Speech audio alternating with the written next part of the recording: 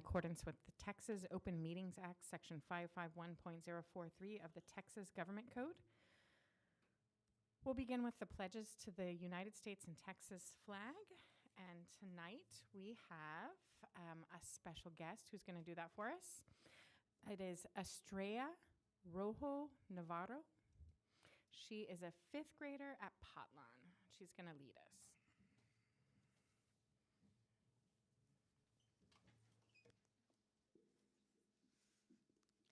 I pledge allegiance to the flag of the United States of America and to the republic for which it stands, one nation, under God, indivisible, with liberty and justice for all. I pledge allegiance. Under the Texas flag, I pledge allegiance to the Texas, one state, under God, one and indivisible. Now for a moment of silence.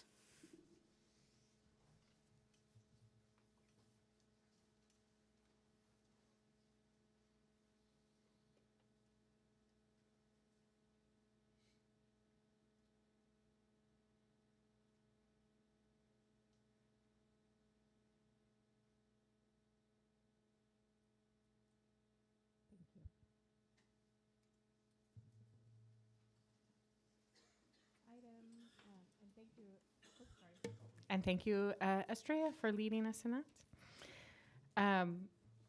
1C, we have superintendent announcements.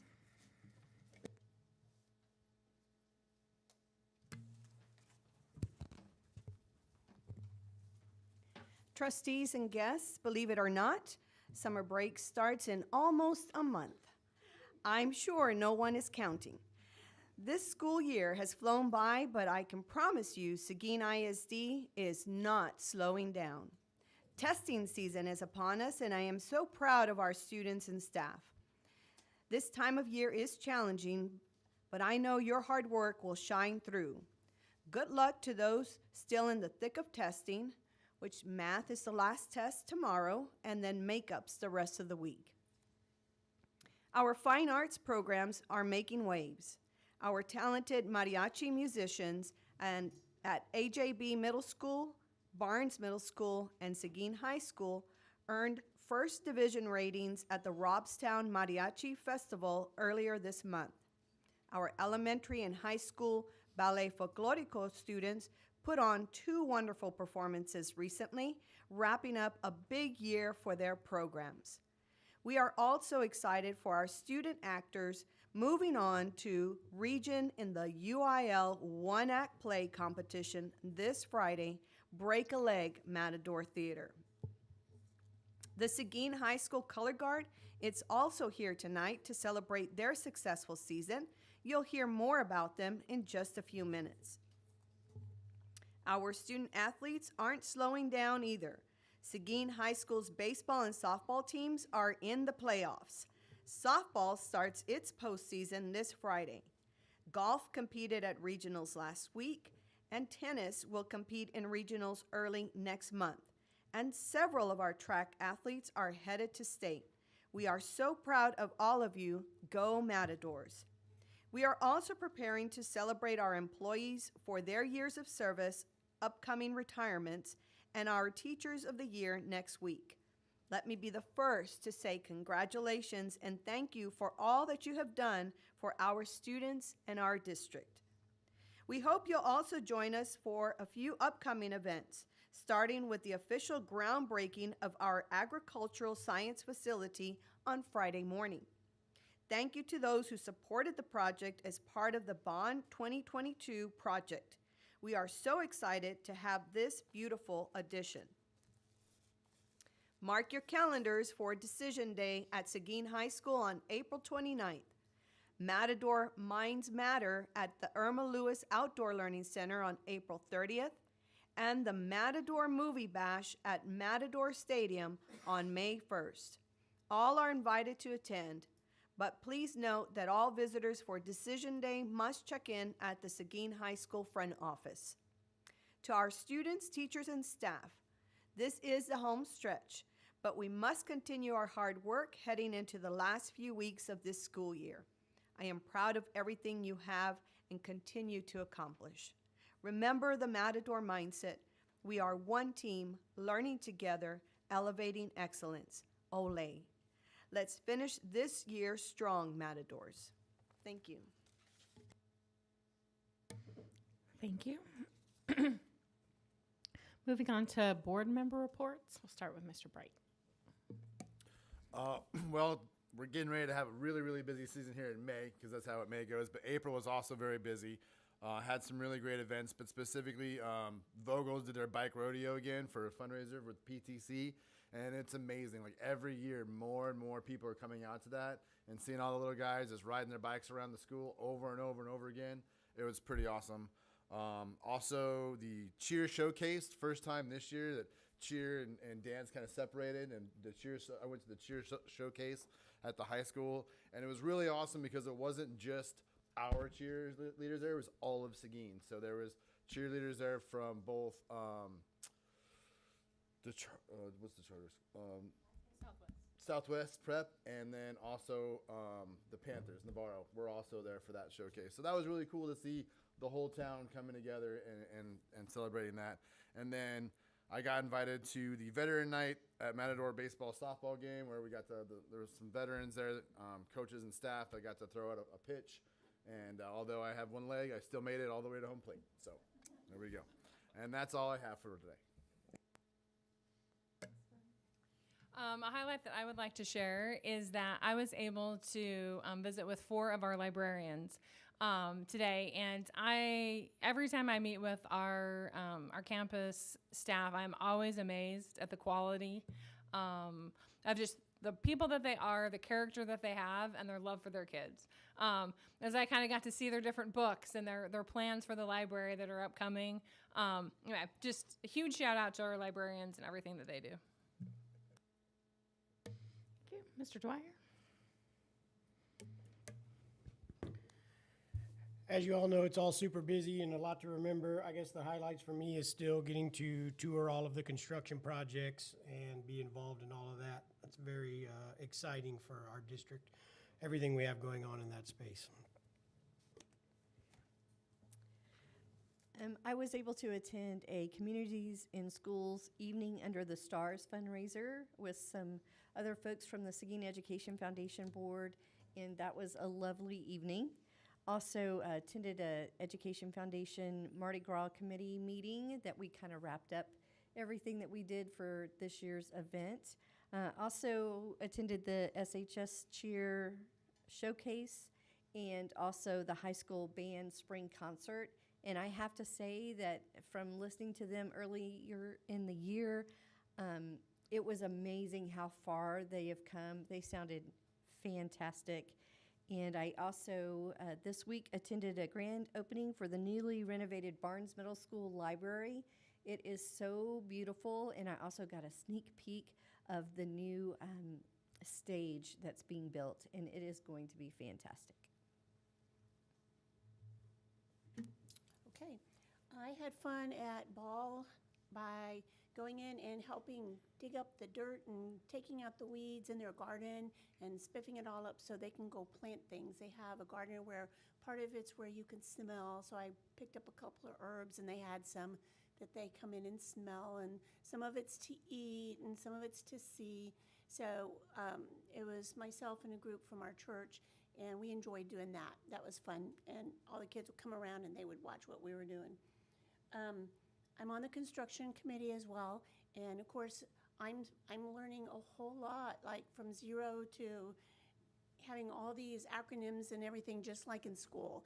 So I have to ask a lot of questions, but I'm so excited when I go to each of these meetings and I learn everything. But I guess the best day I had was going to McQueenie and seeing that new school, because that'll be my district's new school, and it is so amazing. It is a flagship school. It'll be a flagship for the school district. It's so exciting. I also went to the CTE Career Fair, and that was really fun. Going around, there was a lot of industry there, talking to the kids, and they were very interested in picking up information. I talked to a couple of the kids, and they said, well, I don't know what I want to do. And I said, well, you don't have to decide that today. But it was a very well done fair.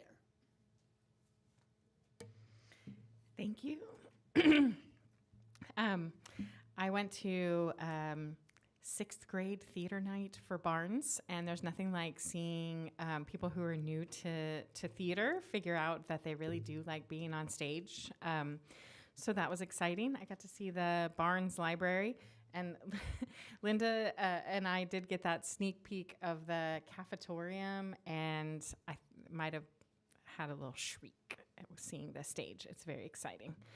And the Barnes Library is gorgeous, and I'm so excited that our kids get to have that space to enhance their love of reading.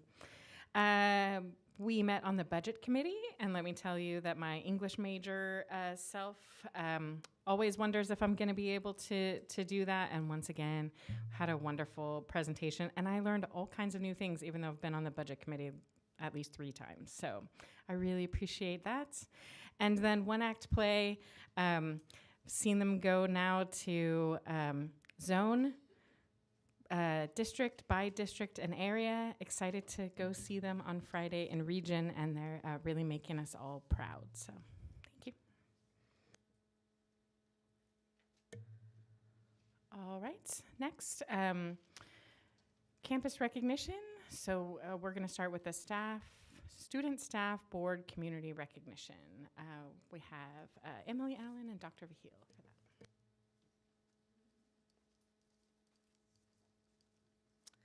that. President Crittenden, trustees, Dr. Vahil, I'd like to introduce our Students of the Month.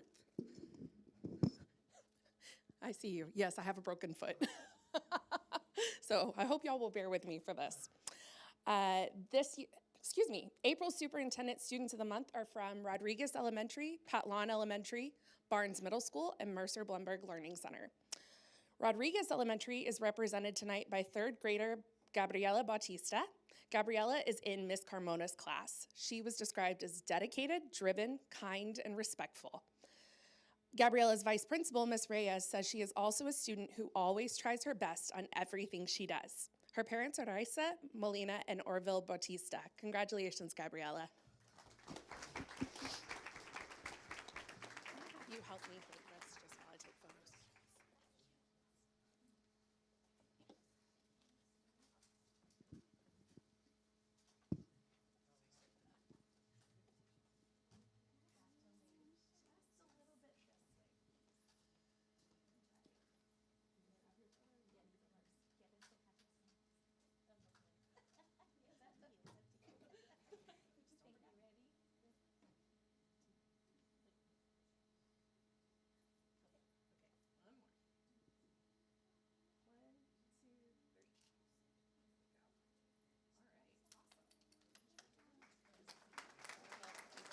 I'll hand it back to you in a minute.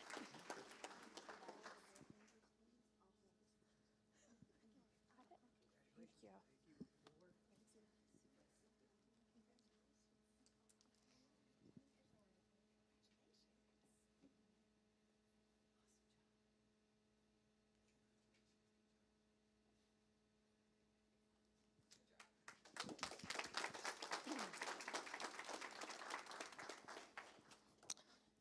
All right, you've already met our next student of the month. 5th grader Estrella Rojo Navarro is in Miss Valentine's class at Patlawn Elementary. This student mentor and student council secretary is known for being hardworking, responsible, and kind, especially to our youngest matadors. Her principal, Miss Rangel, says Estrella has a positive attitude and caring nature, making her a great role model for her peers. Her parents are Irma Navarro and Israel Rojo. Congratulations, Estrella.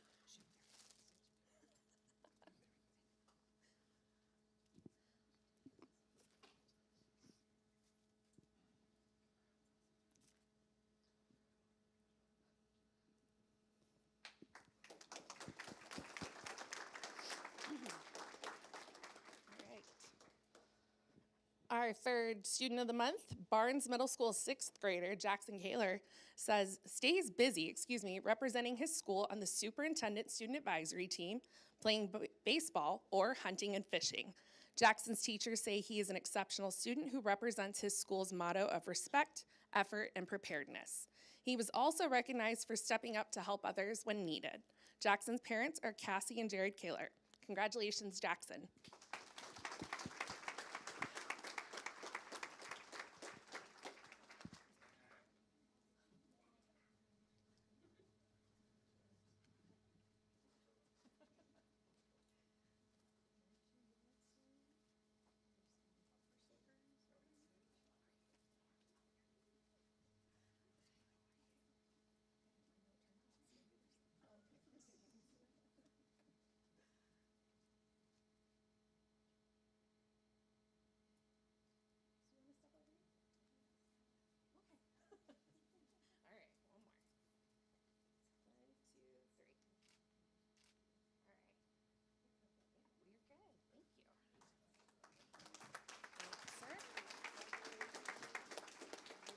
One more time.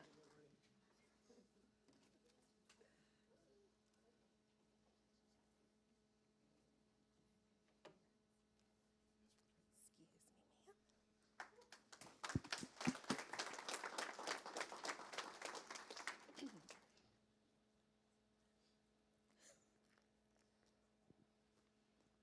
ma'am. All right, our final student of the month. Heaven Robinson is a student at Mercer Blumberg Learning Center who just happens to have perfect attendance. That is definitely something to be proud of. Her principal, Dr. Hastings, says Heaven is a determined hard worker who will not be deterred from her path to success. She was also acknowledged for her positive attitude, great personality, and infectious smile. Her parents are Desiree Villegas and Nicholas Molina. Congratulations, Heaven.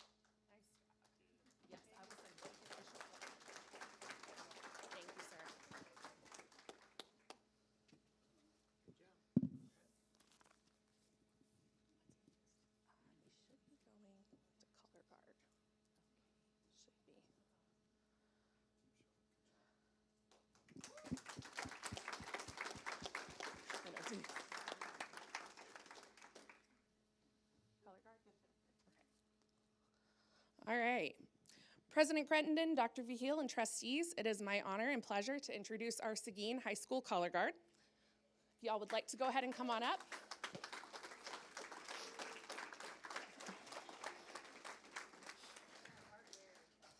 Yes, they came prepared. There are 28 talented students who represented their high school and Seguin ISD at several competitions this season. You'll see them listed on the screens. They placed, yeah, y'all come on up. As you can see, they placed in those competitions and earned third place at state. 3 students also received scholarships from the Texas Educational Color Guard Association. The students here for tonight's board meeting would like to celebrate their season by personally thanking the board for their support. They've also brought a few tokens of their appreciation for each trustee.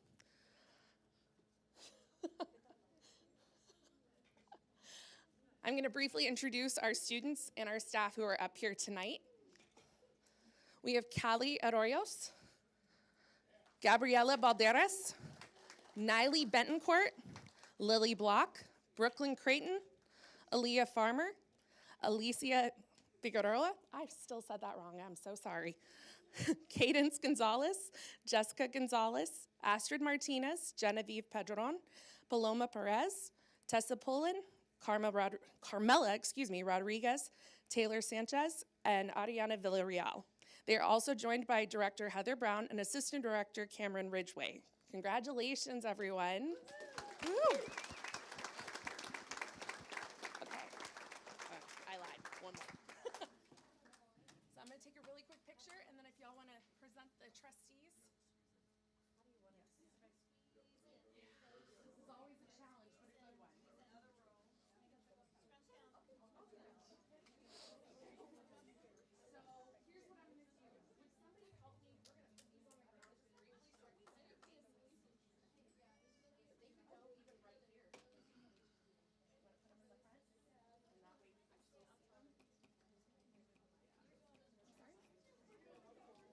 you would, please.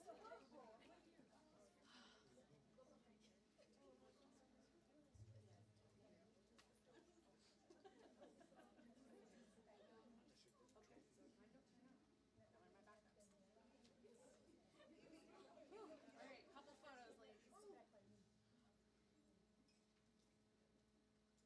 All right, one more. 1, 2, 3. All right, thank you very much.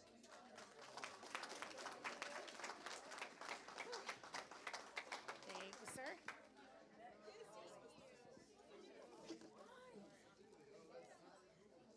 So each of the trustees is getting a medal and I believe a poker chip that represents your competition piece. Is that correct?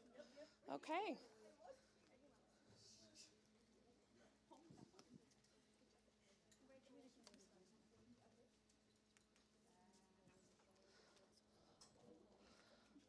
All right, I'm going to turn things over to Dr. Vahil for the Apple Award. I'm sorry?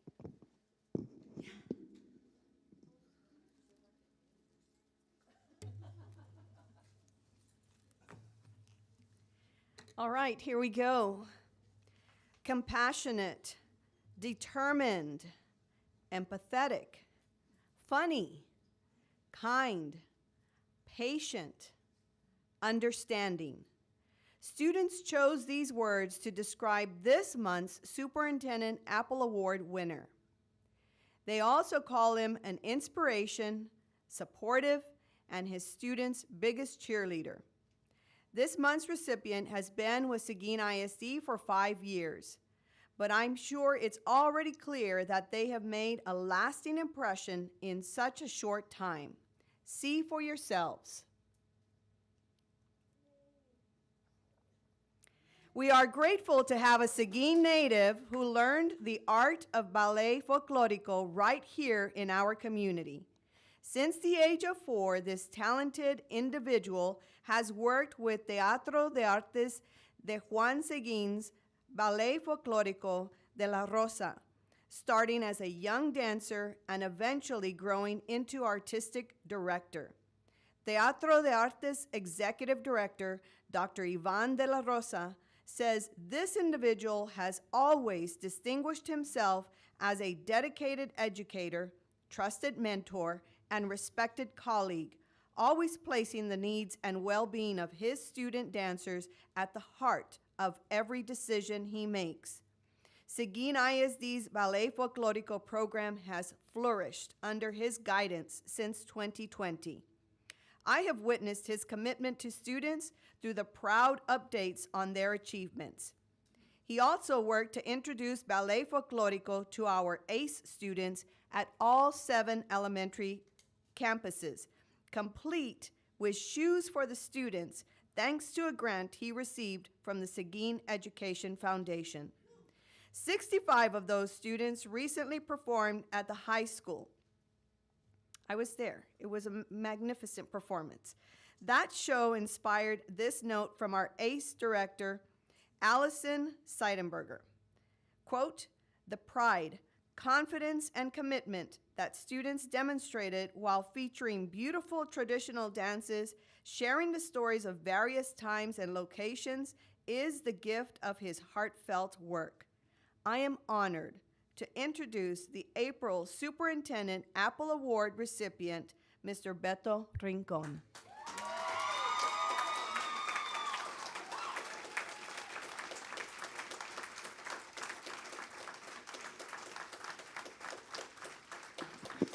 I just want to add really briefly, I had to tell a little white lie to get everyone here. So to our Ballet Folklorico students, please know this is my way of still honoring you and recognizing your accomplishments. Please know I didn't forget you, even though I told him that that was going to be the big presentation. But we're so glad you're here.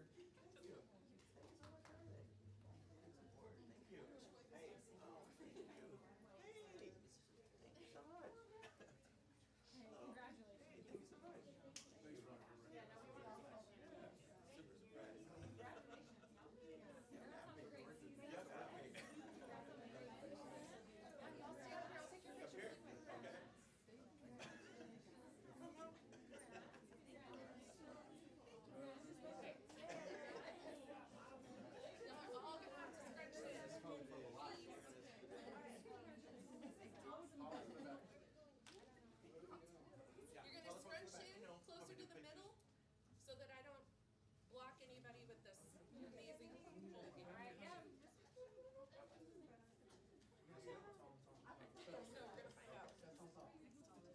Of course. This is a test, don't freak out. My camera's being a little wonky. All right.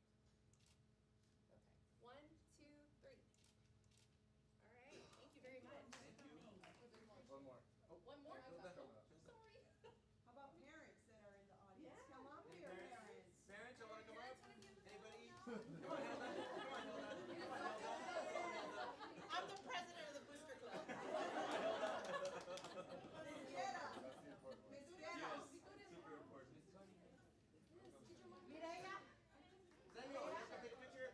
my treasure. Come on, Samuel. Oh, you've never heard that before, huh? Okay, remember, everybody gotta squeeze in. Yes. All right. One.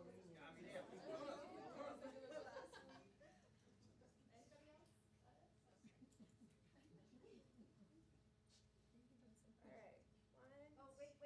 Who we missing? Oh, one more? Sorry.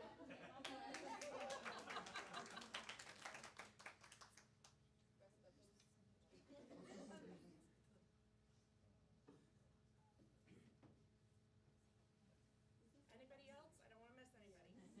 This all to the top? Okay. All right.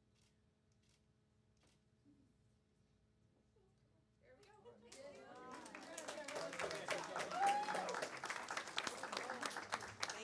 Thank you.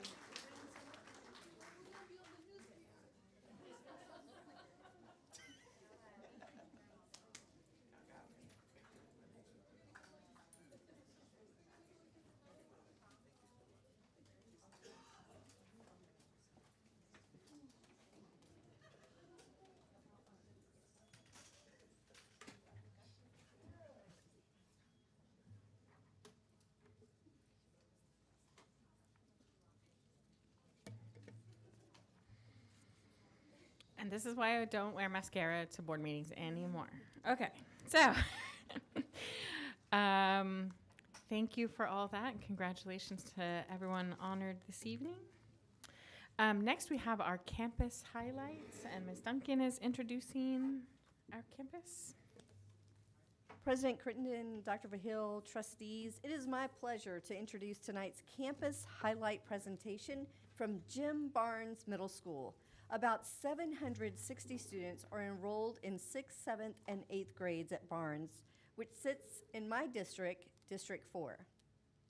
Their principal, Mr. Jay Law, and academic dean Cheryl Shriver are here to explain the tools they are using to improve their campus. Mr. Law and Mrs. Shriver, we look forward to hearing your presentation and the other lovely person that you brought with you. Ms. Thomas, welcome.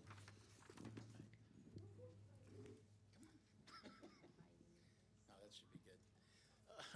President Crittenden, Dr. Verhill, members of the board, thank y'all so much for the opportunity to come tonight to tell you a little bit about what Jim Barnes Middle School is. I'm so excited to be here and to have a chance to come in and share with y'all. I brought along with me Cheryl Shriver and Stacy Thomas to help me out. I'm a little under the weather tonight, so if I need some help.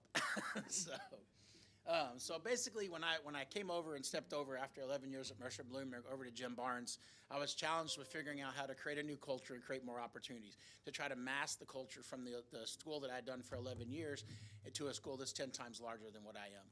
So what we've been working on is really trying to figure out ways to build culture, to build those same experiences so the kids have that same opportunity.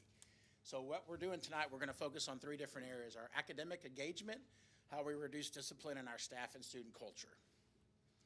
So Ms. Shriver is going to start talking about academic engagement. We spent a lot of time this year focusing on that student involvement. Like we dug down to the core of what our students needed. We had a lot of support from our CNI team. We had a great opportunity to discover some blended learning. It was just amazing. So we've spent most of the time trying to get those students to be involved in their own learning. We know that the teachers know what they're doing. We have some excellent teachers, but we need them to pass that along to our students and let our students have a little bit of that engagement in their own learning. So I just chose a few of the things that kind of most represented what we had been doing. We spent a lot of time focusing, again, just on those students and what they were able to do. I'm extremely proud of my RLA team. We have spent a lot of time doing lit circles. Guys, that takes a lot to let go of that. You want to give them everything they need, and then to find out that they have everything there. They just need that outlet to get that there. Also, robotics are, our kids are learning what they're interested in, and so allowing them to have those engagement activities, not only in the core subjects, but also in their elective areas. UIL, I think we had gotten away from the UIL and going to those meets. We found out this group of students that we have right now, they want to compete, they want to win, they want to show what they can do. So we gave them those opportunities also. So the next part, so the next thing we really focused on has been trying to figure out how to keep them in the classroom. So we've really worked on trying to figure out how to reduce discipline over at MBLC. So one of the things that we have done so far this year is we had 277 incidents of ISS. Last year, we're down to 159 incidences, which total of 508 days last year to 290. So we have 118 days less, or incidents less than 218 days less out of class time. In OSS, that went down by 39 incidences for 100 days. So all total, basically, we have 453 days out of placement less than the previous year. Well, that's time in the classroom. And that's the more time in the classroom, the more time that they can perform. And that's what we've been really doing it. And one of the ways we did that was having more higher visibility. We have a rep system that all teachers use. They alluded to it earlier, with respect, effort, and prepared. So each teacher every day tells the kids, this is what we expect in your classroom, this is how you do it. And so one of the other things that's really helped a lot is our PBIS. And I brought Ms. Thomas because she's head of our PBIS, and we'll let her tell you a little bit about how our PBS program has been working. Hello. Okay, so we started the year with student surveys so that they could pick some rewards that they would like to earn based on different behaviors of following the respect, response, being responsible, and also safe in the school building. And these are just some of the things that they chose to use their points for. We also had 2 dances this year that raised the funds to pay for the rewards in that store. And the kids just really love it. Each week we send out a Google form that they get to pick and fill out, and then within a few days I have the things ready and I hand them out to them at lunch, and they just love it. So I'm really excited and passionate about it, as well are the kids. This is some pictures from the dances that we had where the kids, I got to be DJ, and the kids were teaching me some dance moves, so it was really fun. Okay. The next thing that we've really been focusing on is our staff and campus culture. And so one of the things, if together we can overcome any obstacle. So we've really worked hard to try to figure out what is it that the staff needs. And so we had the Gallup poll information, plus I've done surveys throughout the year to find out. One of the things I think that's really positive is in the beginning, when the first few surveys I would get 5 to 10 responses back. Now I'm getting almost all the staff to respond. So we're seeing a difference. They're starting to see that we're listening to what they say and that they see that their input comes. So with the Gallup poll, we broke down the information and we identified the targets of everything that we saw. One of the things first was making sure that we had better participation. So we sat down and had a focus group. So I created a task force with this information, and we sat down and we created, each week was just an 8-week task force, but we took each of the information that we wanted, each different area, and we built some different things and came up with some nice ideas that we could take to actually expand out on what we're doing. And it's been really helpful to watch that and to watch the staff come together. With the last CNA report, I sent out the first CNA information. I got 100% response back from all the staff. So now I'm going to have some true data to what we need to make our problems to fix them. So that's one of the big things that I am noticing. They are responding now, and that's something that's been changed.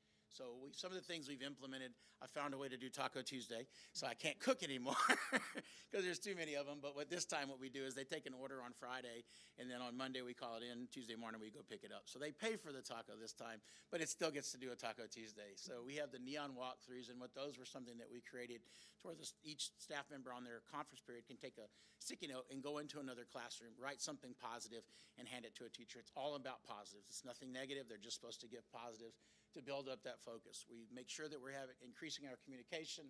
We have family engagement focus more so. And then in a little bit, Ms. Thomas is going to talk about the celebration days that she came up with that really helped to focus on the students.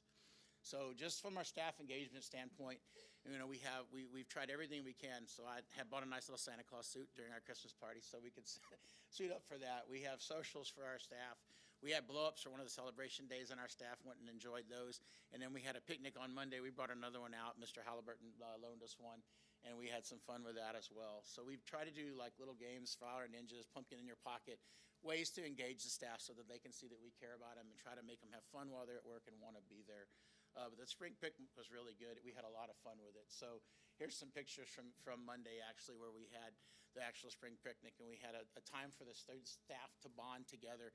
And it was the first time since I've been there that I started to see different groups of people communicating with each other, pairs with other teachers in different areas together. So it was really nice to see them starting to come together as a staff, and that's what we were looking for. We all joined together in the grand opening celebration of our library. Thank you to you guys for coming for us. And then in the afternoon at 3:30, we opened up the doors to the construction and we walked them through the new construction. And now I have a bunch of teachers that want to switch to 6th grade. So, but it's a beautiful place and they can't wait. They're so excited now, even more so. They were really excited, but when you unroll the curtain and pull it back, now I've got a bunch of people that are super excited about what they're looking for. So the other thing that we're working on is our family engagement. So we worked really hard to try to include our stuff. PTC has been great. Again, thank you for the food for PTC for the Monday that we had. And then our talent search also provided breakfast for us that day. So it was a great day, and it didn't cost the school anything. So that was wonderful. We've done a lot of family engagement activities from Parents Night Out to the Dia de los Muertos event, and we've just been really working on trying to engage our parents. So we also have the Student Focus Fund. So there's some of the celebrations. The mariachis are out there doing stuff. There's Mr. Mason at a movie night talking. The kids doing the chicken wing lab. So, I mean, we just try to do anything we can to really engage the kids to make sure that they have the opportunities to do different things that they may not have had so that they can actually expand their time and do what they need. We even had a Saturday school based on the March Madness, so for right before the test. And then on Christmas, right beforehand, Ms. Shriver, Ms. Thomas, and Mr. Mason, I dressed up in my little Santa suit, and I hand-delivered a candy cane to every student. Now, the 6th graders had a lot of fun with it. You know, they were like, oh, Santa! 8th grade, they had a lot of fun with it. 7th grade, we're like, really? But it was fun to watch, but it was still a neat thing. I wanted everyone to have a gift from us before we sent out, so it was a neat thing to do. It was a lot of fun. Again, just some more activities. There's some HEB camp pictures and just some different activities. There's part of they had a tasters challenge, right, Cheryl? Was it the book tasting? Book tasting, and that's one of the kids. They had the kids come in and taste books and have snacks with it. Thank you again for letting us use the popcorn machine on the 8th grade for that, and they did different things. So we've just had a lot of fun watching the different activities that they've done. So I'm going to have Ms. Thomas talk a little bit about the celebration days and what she's come up with those ideas. So in talking with the teachers and staff to see how we can, continue working with our kids and those behaviors and keeping them in class, we came up with ideas as far as celebrations each 9 weeks. And so one of the opportunities were if you turned in all your assignments, you could participate. And then the other one was if you were passing all your classes, you could participate. And then this last one, because it is end of the year and testing will be over, it's going to be based on behaviors and how we can just continue repping JBMS and being respectful, responsible, and safe. And so the kids really enjoyed the blow-ups and going through the obstacle course and the slides and things like that. They love getting out and just burning off that energy, being able to socialize with each other. And so, we're just going to keep, working with that and go forward with that next year as well. Found out how competitive the staff is in the obstacle courses as as well. So, yeah, because when the kids left at 4, the staff went in. So they had a lot of fun with the bluffs as well. So it's been a lot of fun. But again, thank y'all so much for the opportunity to have moved over to this larger school. It's been a really great experience. My favorite part is I have a team. And so having a team to work with is such a neat thing to do. So it's without them and without the work that we can do, we're already looking for next year. We're going to figure out to make things better. We're going to get there. So thank y'all so much for your time. Thank you.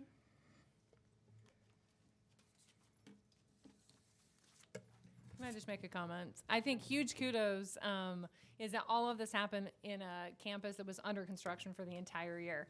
And that the fact that that never came up, but that really it's remarkable that all of this happened at that campus. No, they've done a good job. Kaler really did a great job. I mean, when they cordoned off the areas, instead of just putting plywood up, we painted it, we put symbols on it, we made it separated out, and a few fire drills here and there, and things like that. But I mean, other than that, it's been a really seamless spot, and we're supposed to have the campus back on the 31st of July, so hopefully we'll get it back, and I can't wait. I mean, the teachers are super excited. The rooms are fantastic. The technology inside them, the new, like I said, the stage area and all that is just fantastic. So I can't wait. So thank y'all so much for that opportunity, and the new parking. I'm waiting for that too because I'm tired of walking so far. So I'll be Mr. glad to Law. have the new parking. So thank y'all Mr. so Law, much. I also wanted to thank you yes, for ma'am. bringing back UIL. I think that's amazing, so, and giving them those They opportunities. really like that competition side of it, and I think that's really important for them to do that. So, but thank y'all so much, guys. I really appreciate y'all's support. Thank you.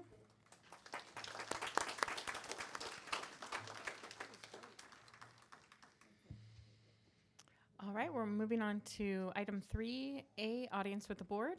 The Seguin ISD Board of Trustees designates a time for audience participation at the beginning of each meeting to hear persons who desire to make comments in accordance with board policy BED local. Those wishing to speak sign up before the meeting begins, stating the concern or noting the agenda item they wish to address. Audience participation is limited to 5 minutes. The board shall not deliberate any subject that is not on the posted agenda. We have one speaker tonight, Peter Snadden. I have an impossible to say name too, so thank you. Peter Snadden, and his topic is Appraisal District Facility. Yes, ma'am. Thank you. Thank you. Superintendent, board members. My name is Pete Snadden. I'm the chief appraiser, current chief appraiser for the Appraisal District. And my visit here today is to kind of, as a prelude to a formal presentation that I'll be bringing forth to you all in the next month or so. Once my board of directors has had an opportunity to review some information and pass a resolution. But give you a little background of what's going on. About 12 months ago, we decided to, you know, much like everybody else, try to address some of our concerns about the facility spacing issues that we have at our current location over there off of North, 123 bypass there at 3000.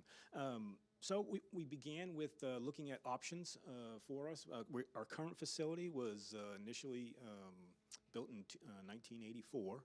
And then they did add on in 2008, yes. That was actually the year I started with the district.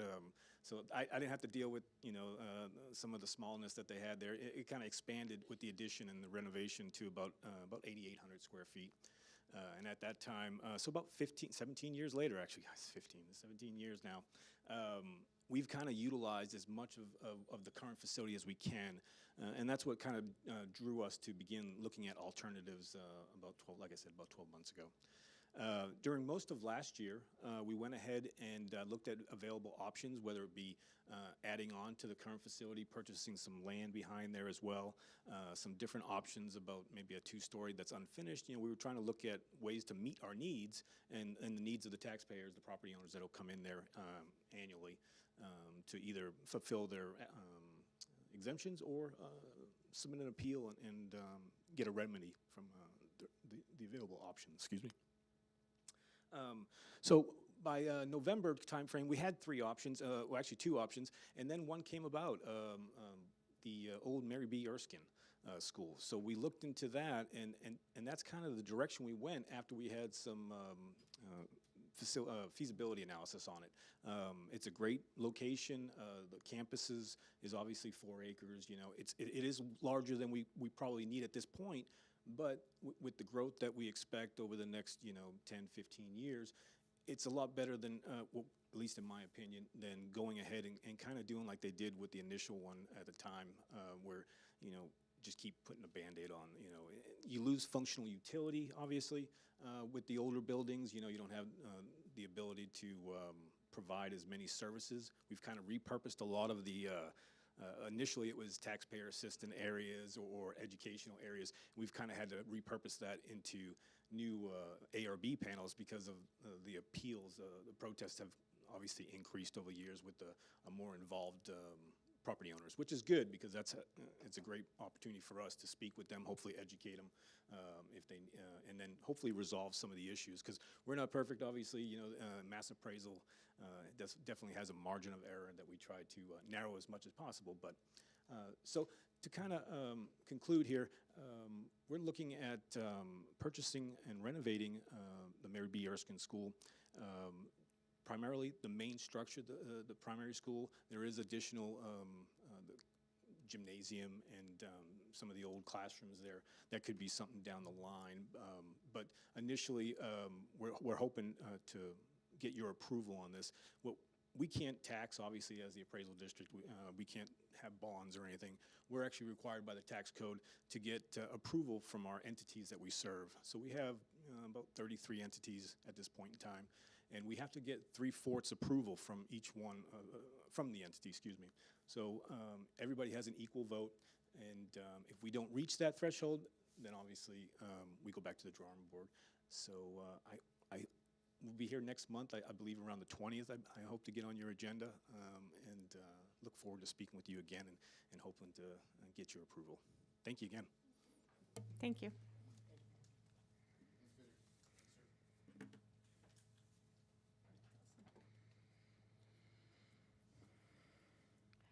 Okay, so we are going to change the order of the agenda slightly. We are going to go ahead and go to item 6, closed session. The board will adjourn into closed session pursuant to the following sections of the Texas Open Meetings Act. A, pursuant to Texas Government Code Section 551.071, 551.074, 551.129, consultation with legal counsel, including possible telephone consultation with legal counsel as necessary to address legal concerns, implications, and answer any legal questions regarding posted agenda items. B, pursuant to Texas Government Code Section 551.074, discuss personnel matters including appointment, employment, evaluation, reassignment, duties, discipline, or dismissal of an employee. C, pursuant to Texas Government Code Section 551.072, discuss the sale, purchase, exchange, lease, or value of real property. And D, pursuant to Texas Government Code Sections 551.0821, deliberation regarding public school students. Move into closed session at 7:21 p.m.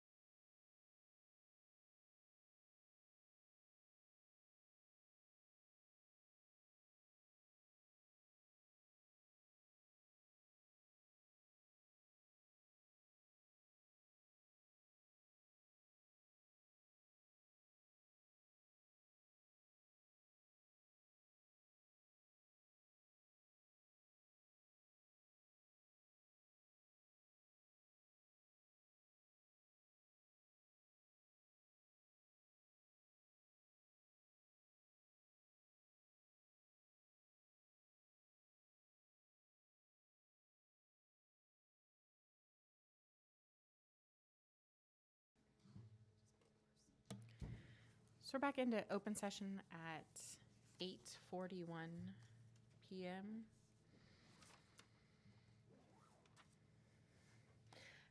So again, we're going to move, just in the interest of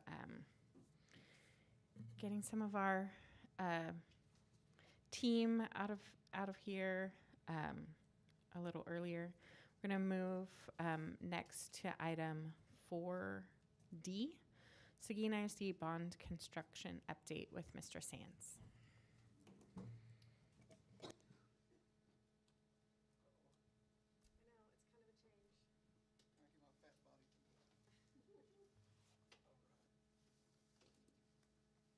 Madam President, Superintendent, Board of Trustees, glad to be here. This is the first quarter of this year that we'll give a presentation on the construction stuff.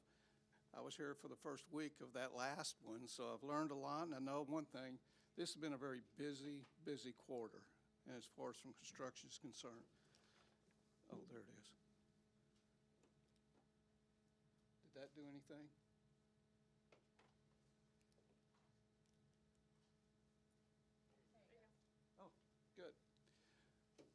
Okay, just to give you an update, what you're going to see is what we wrote together and shot pictures of a week ago. Things have changed because of the great weather we've had and of the great contractors that we've got. So there's been a lot of stuff happens within a week. But then when you're looking at a picture of a wall in a hall, you can shoot that picture about for 3 weeks in a row and it's still a wall in the hall, okay? So just... So I'll just let you know that.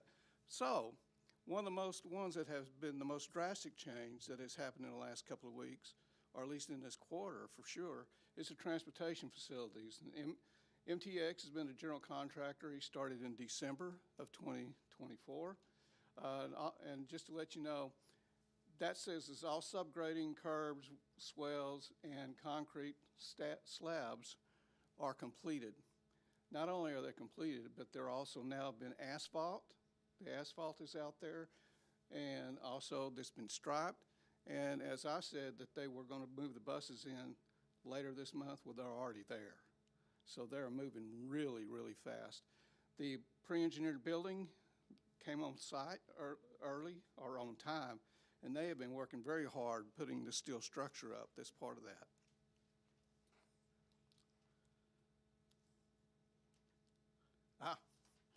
Agricultural Science Facility. I've been out there quite a bit. Haven't found any snakes, but some people have. So we just want to let you know that we have a groundbreaking that's going to happen on the 25th, about 9 a.m. if it's not raining, God forbid. And so it's an exciting place to go out there. When you drive up that long drive, then you look out there and you see the two pads that are ready. They're ready to go, ready to put the concrete in to get started, and for the pre-engineered buildings for that to happen. So it's progressing very well. Barnes Middle School, we've heard a lot about that today. And here's some pictures that pretty much look the same. If you look at the one to the left, the band hall and the practice rooms, that's pretty much what it looks like now, except it's cleaner. And so then you look there in the middle piece is the black box stage rigging, which I love. It is really going to be an incredible thing for our students. And then, of course, there's the wall in the hall.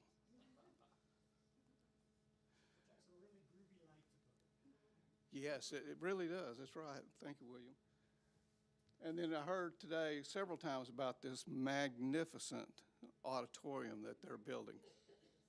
And it is just incredible. I mean, they're trying as fast as they can. They're pretty close to getting everything done that's above the stage, because once what that is done, then we can get everything off of there, and then the guy can come in and really put the fantastic stage in, the laminate and stuff that goes with it. As you can see, there's some classroom additions. There was a lot of them, and then there is some dust collectors, ductwork that's in there, just to give you a shot of the variations of things that are happening or is going to be happening at Barnes. McQueenie, we've talked about McQueenie a lot, and we'll talk some more about it. Matter of fact, tomorrow night, the Bond Oversight Committee is meeting out there, and we're going to do a little view of the state of the Union of Construction, and then they're going to do a little tour out there. And so I also want to stop at this moment and thank the board members that are showing up at our OAC meetings and virtually are actually there. It's really been a breath of fresh air to have y'all ask really good questions, because we're looking at it from a construction standpoint and get things done on a schedule and all that, and then you ask the questions that is curriculum related and other stuff like that, which has really been good.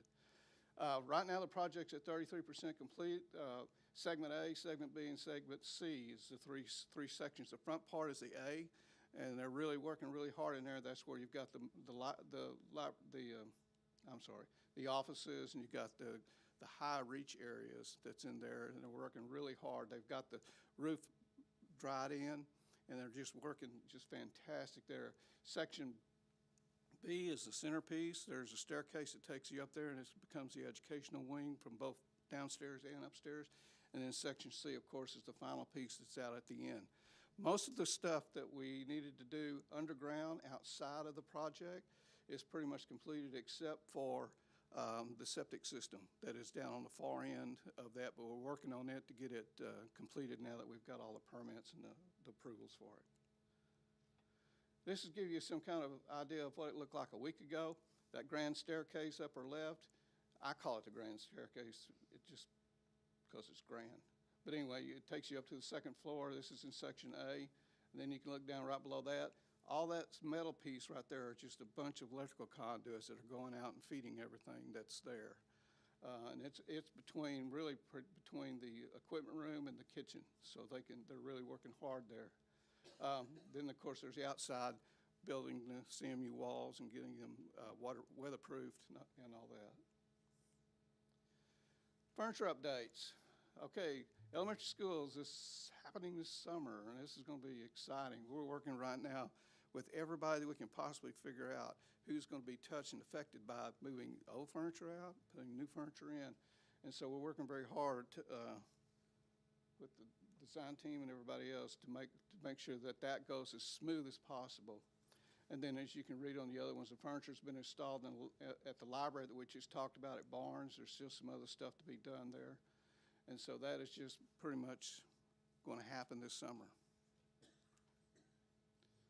Softball, baseball complex. We're playing on it.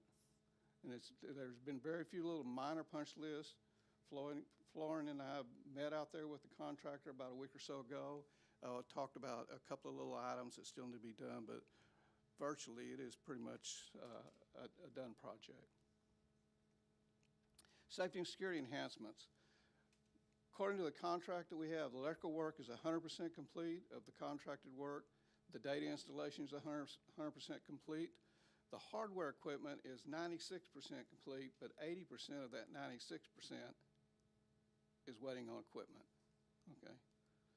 And then the BALL, of course, Technology and MXT is working for installation of waiting on some card readers and stuff that needs to be put in. So it's just basically equipment, all the other stuff is done with it. And then just to always let us know that we have two committees that watches us to make sure that we're doing exactly what we're supposed to be doing. And that's the Bond Oversight Committee, which I said we're going to meet tomorrow in their quarter meeting. And then the Construction Committee meeting, and thank you very much for being part of that.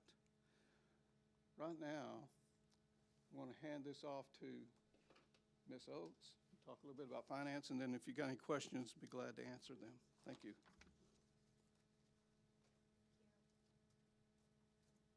Thank you, Mr. Sands.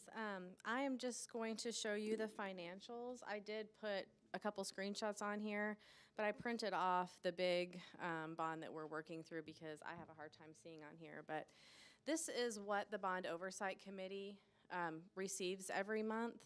There's one packet for each set of bonds. So we've got the 2019 bond. There were other things on that bond. This one's just on the screen, the 2019 bond. You can see that this is a budget that was set by staff, when they're planning for the bond, coming up with a total amount for the bond, they come up with a budget. And then as things adjust throughout the project, whether things are more expensive, less expensive, they change. AJB is the only thing left on the 2019 bond that is not closed out. Y'all are well aware that we're going through some negotiations with the contractor, and I'm hoping to have a really good update for you in May on that.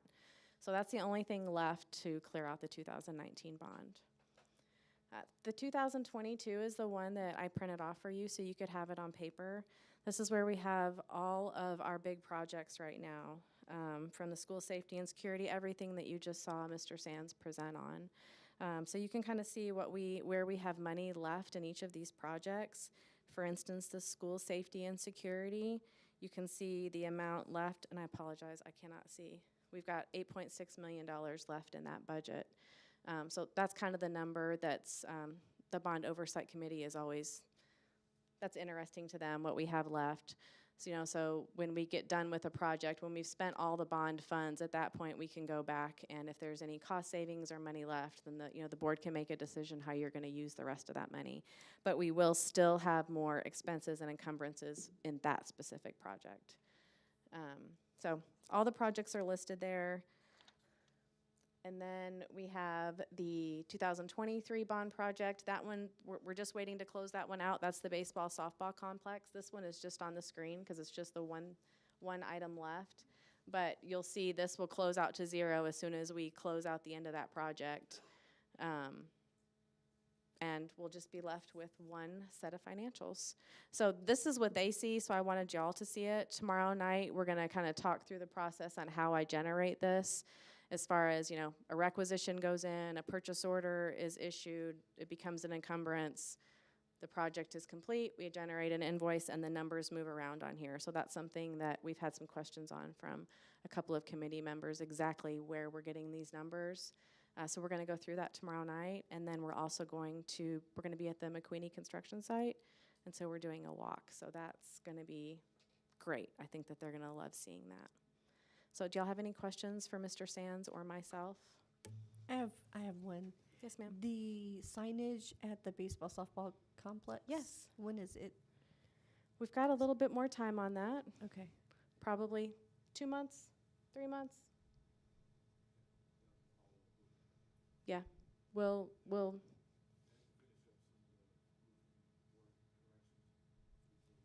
yeah, so the way that that's installed is going to affect the roof, so they're working through that, but we're a couple months away. Okay, thank you. Yeah.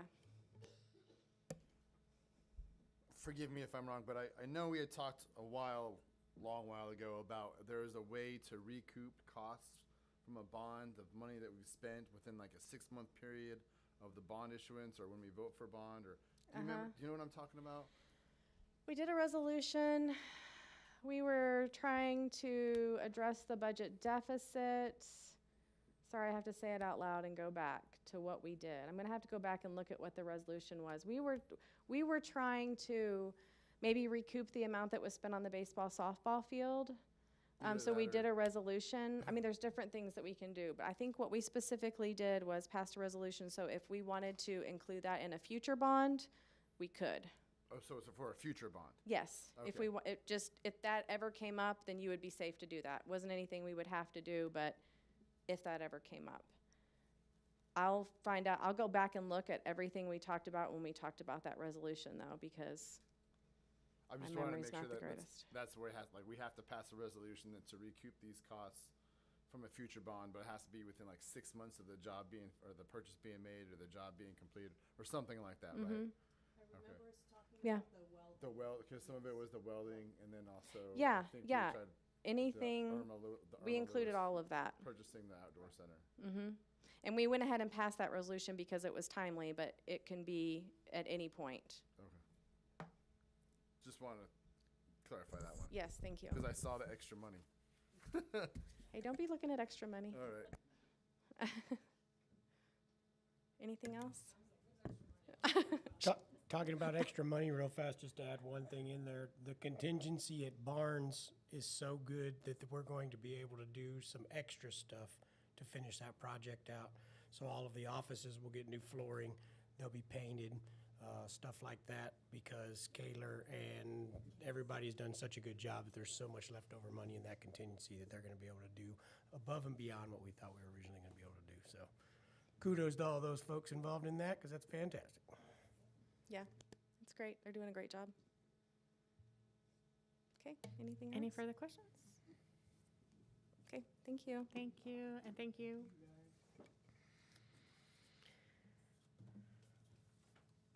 So then we will move to 4C, Furniture Replacement Project Information, Robin Pope.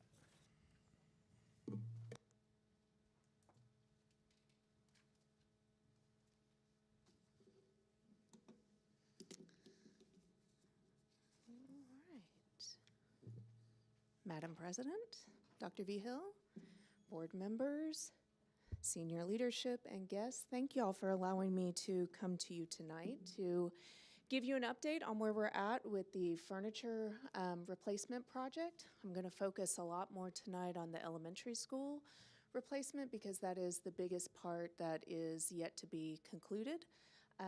Mr. Sands gave a little bit of an intro, but we're going to do a little bit of a deeper dive in the time I have with you today. So just as a quick reminder, what I like to just bring everybody back to November of 2022 with our bond 2022 that included in small print down at the bottom $7.5 million to address new classroom, office, and library furniture at 9 campuses. That includes Barnes, 6 of your elementary schools, MBLC, and the DAEP. I just want to point out that McQueenie will be getting new furniture, but the costs for the McQueenie furniture are carried in the soft costs of the construction project and are not a part of the $7.5 million bond furniture replacement project. So a couple of things I'm going to kind of highlight in our time today is talking through some of the expected expenditures that we're doing aside from just purchasing furniture. There are other costs that this effort has incurred. I'll do a quick recap of our stakeholder input. I did a much deeper dive on that back in December, so this is going to be very high level. But I can go into detail if you would like. And then also just to conclude with the expected timeline. As you can probably expect, the installation for over 6 campuses in one summer is pretty arduous, but I think we have a really great plan, and we certainly have all the right people at the table when we're talking about it. So let's talk first about our expected expenditures. When you look at $7.5 million to address those 9 campuses, the planning document that we received when we worked on the project broke down $7.5 million over these, 8 campuses and correlated them on a percentage basis based on the number of classrooms, offices, and libraries that each campus had. There was no distinction in the planning document on different types of classrooms, different sizes of libraries, types of offices. It was just a straight math equation. And what that yielded was 312 classrooms, 53 offices, and 7 libraries that were going to be addressed. So when we look at how to parcel that out over those $7.5 million, that's what the percentage yields. 89% of that funds would be allocated to the classrooms, 3% to the offices, and 8% to the libraries. But it's important to know that $7.5 million needs to also include some owner-provided services as well as professional services. So that allows people like me to come and work with lovely district folks like yourself in being able to shepherd this effort. So some of the owner-provided services that this project has incurred are contracting with a moving service. So we've basically got to empty all of the classrooms and all of the libraries and all of the offices in order to bring new furniture in. And so the district has engaged with a third-party moving service to provide moving boxes at the campus for the staff to be able to fill those with non-personal items. The moving service will then come and pick those boxes up, we'll store them, and we'll bring them back to the campuses and bring them back to the rooms after the furniture's been installed. Owner-provided services also includes decommissioning. So decommissioning is just a really fancy way of saying getting rid of the existing furniture. So a lot of times districts will auction off furniture that they are replacing, and that's usually pretty standard practice. However, This is a monumental task to try to do that over 6 campuses.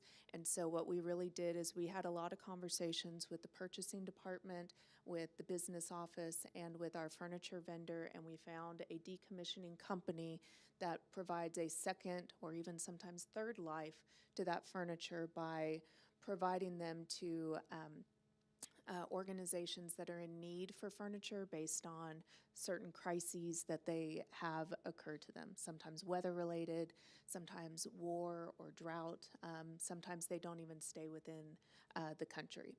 So I know Haiti was a company that came up because when they got impacted by their recent hurricanes, this company provided them furniture from some of the decommissioning jobs that they had worked on.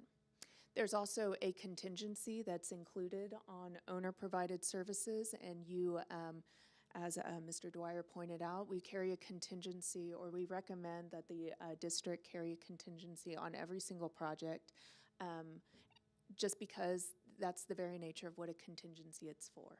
It's for the unexpected, it's for when you take down a wall, you didn't realize there was 3 other walls behind it, or whatever the case may be. So the contingency is really there to be able to provide that safety net as needed.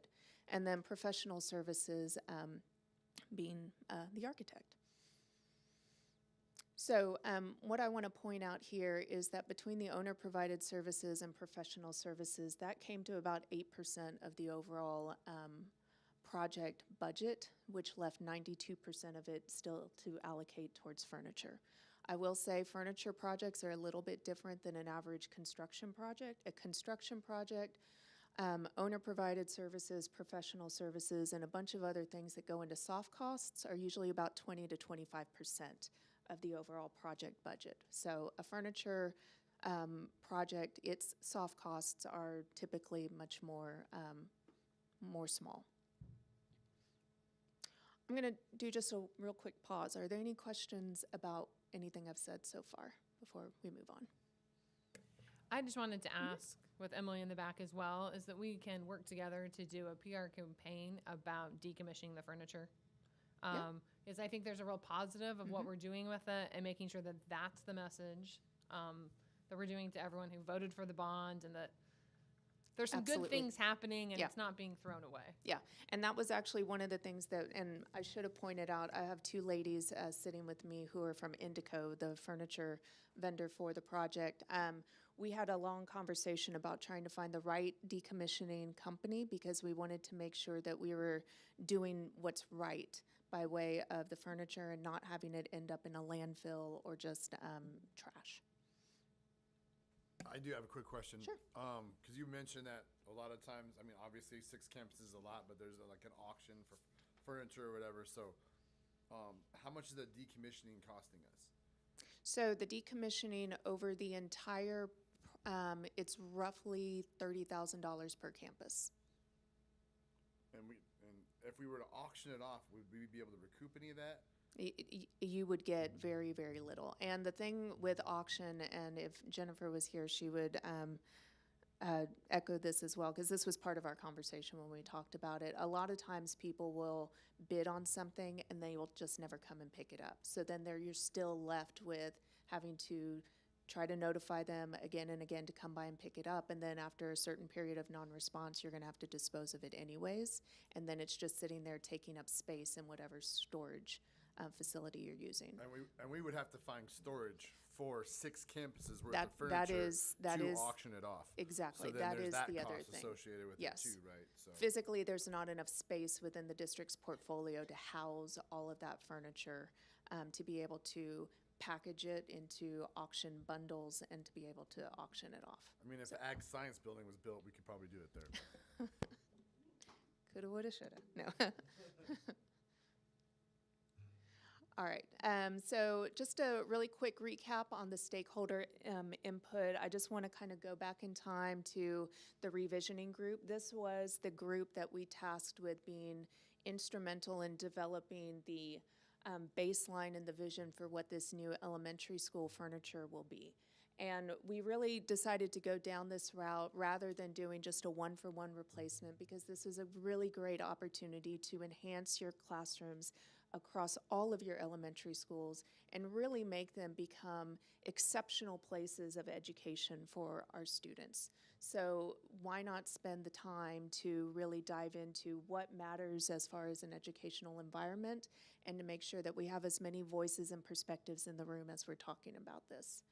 One of the other things that we were very keen on is developing a consistent framework from campus to campus so that one campus, I know we talked about a potential flagship campus that is being built right now, but from a furnishing standpoint, we really want there to be equity and parity across all of your campuses. We want a student who goes to one campus in the district to feel just as valued and as safe and as cared for as one that goes to maybe the newest campus in the district. So that was really important to provide some consistency. A benefit to that is actually being able to share resources from campus to campus in times of need. So again, and all of this was being tied back to the district vision and the mission and really aligning with the strategic plan as established in 2025, specifically priorities number 2 and 4. We wanted to always make sure that we kept alignment with the goals and the plan that had been adopted or has been adopted by the district so that we're really aligning with that and we're not deviating from that. So you may be asking who was on the committee. Well, we had about 44 people, and you will see that most of them were teachers that were picked from the campus principals. We had every single principal in the committee. We had a parent designee from each campus as well. And I will point out that this also included the McQueenie contingent, because even though they weren't going to be or will not be getting furniture with this particular effort, the framework and the vision that we're establishing with this is going to be part of what gets outfitted over with the McQueenie furniture. So it was important that they were included in that voice. We had a handful of folks from central office, and then we had 3 librarians as a part of our committee. That committee worked in the first couple of meetings to establish some guiding principles, and those are what we used to be a baseline in how we looked at particular types of characteristics or traits of furniture. I went through all of this in December, so I won't read every single word on there unless somebody would like to. But I thought this was actually pretty interesting because this is a timeline of how many times we met as a committee. So we had 5 distinct revisioning committee meetings that occurred between May and October. We met periodically also with various different district departments.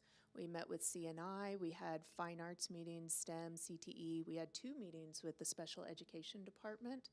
We came back at the end of January and did a sample demonstration day, which you may recall we took over the staff development room and brought in a whole bunch of different samples for the revisioning committee and anybody else who was in central office that day to come through and cast a vote on what they liked.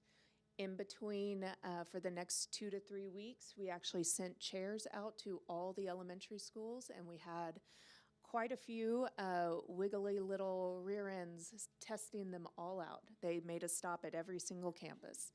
And finally, we came back at the end of February and did a culmination meeting where we showed, by this time, we had our vendor on board, and we had worked through color and finish selection and determining the type of products and features that each of those items were going to have. So we had a large meeting at the end of February where we went through every single item that was going to be in the furniture package. So you may remember this diagram from the December meeting. This is what the revisioning group had recommended as far as what a classroom would be outfitted with. And after working with our vendor, this is going to be the visual that you will see at one of the campuses. I'll take a little moment here to just let you know that while the furniture types are going to be consistent from campus to campus, you probably know from visiting all of your elementary school campuses that the interior colors in every single campus vary from building to building. And so we did a lot of research and a lot of culling through photographs and even going back out multiple times to certain sites to really make sure that we were honoring what the existing finishes are that are out there at the campuses, and that none of the colors that we were going to be selecting are going to clash, but are going to enhance and make truly vibrant and interesting environments. We could have swung the other way and said, nope, we're going straight neutral all the way across, but we felt especially for an elementary school environment, that didn't seem like the right message. So we have individual desks with separate chairs. We've got 16 chairs and 8 stools to provide variety of seating in each classroom. The small group table is actually made up of 4 individual desks that can be used as extra desks if needed, or can be reconfigured and moved around the room. Each teacher has a teacher desk, a teacher chair. There is storage within the teacher desk, and they also have a private teacher wardrobe associated with them, and a mobile lectern to be able to use around the campus or around the classroom to really activate the power zone. That was one of the things that we garnered from our meeting with CNI, is to really make sure that we're providing not just resources for the students that enhance their receipt of education, but tools that give our teachers the very best to be able to deliver that instruction to our students. The storage solutions that you're going to see in these campuses were all designed or selected to address very specific issues that were brought up from the revisioning group.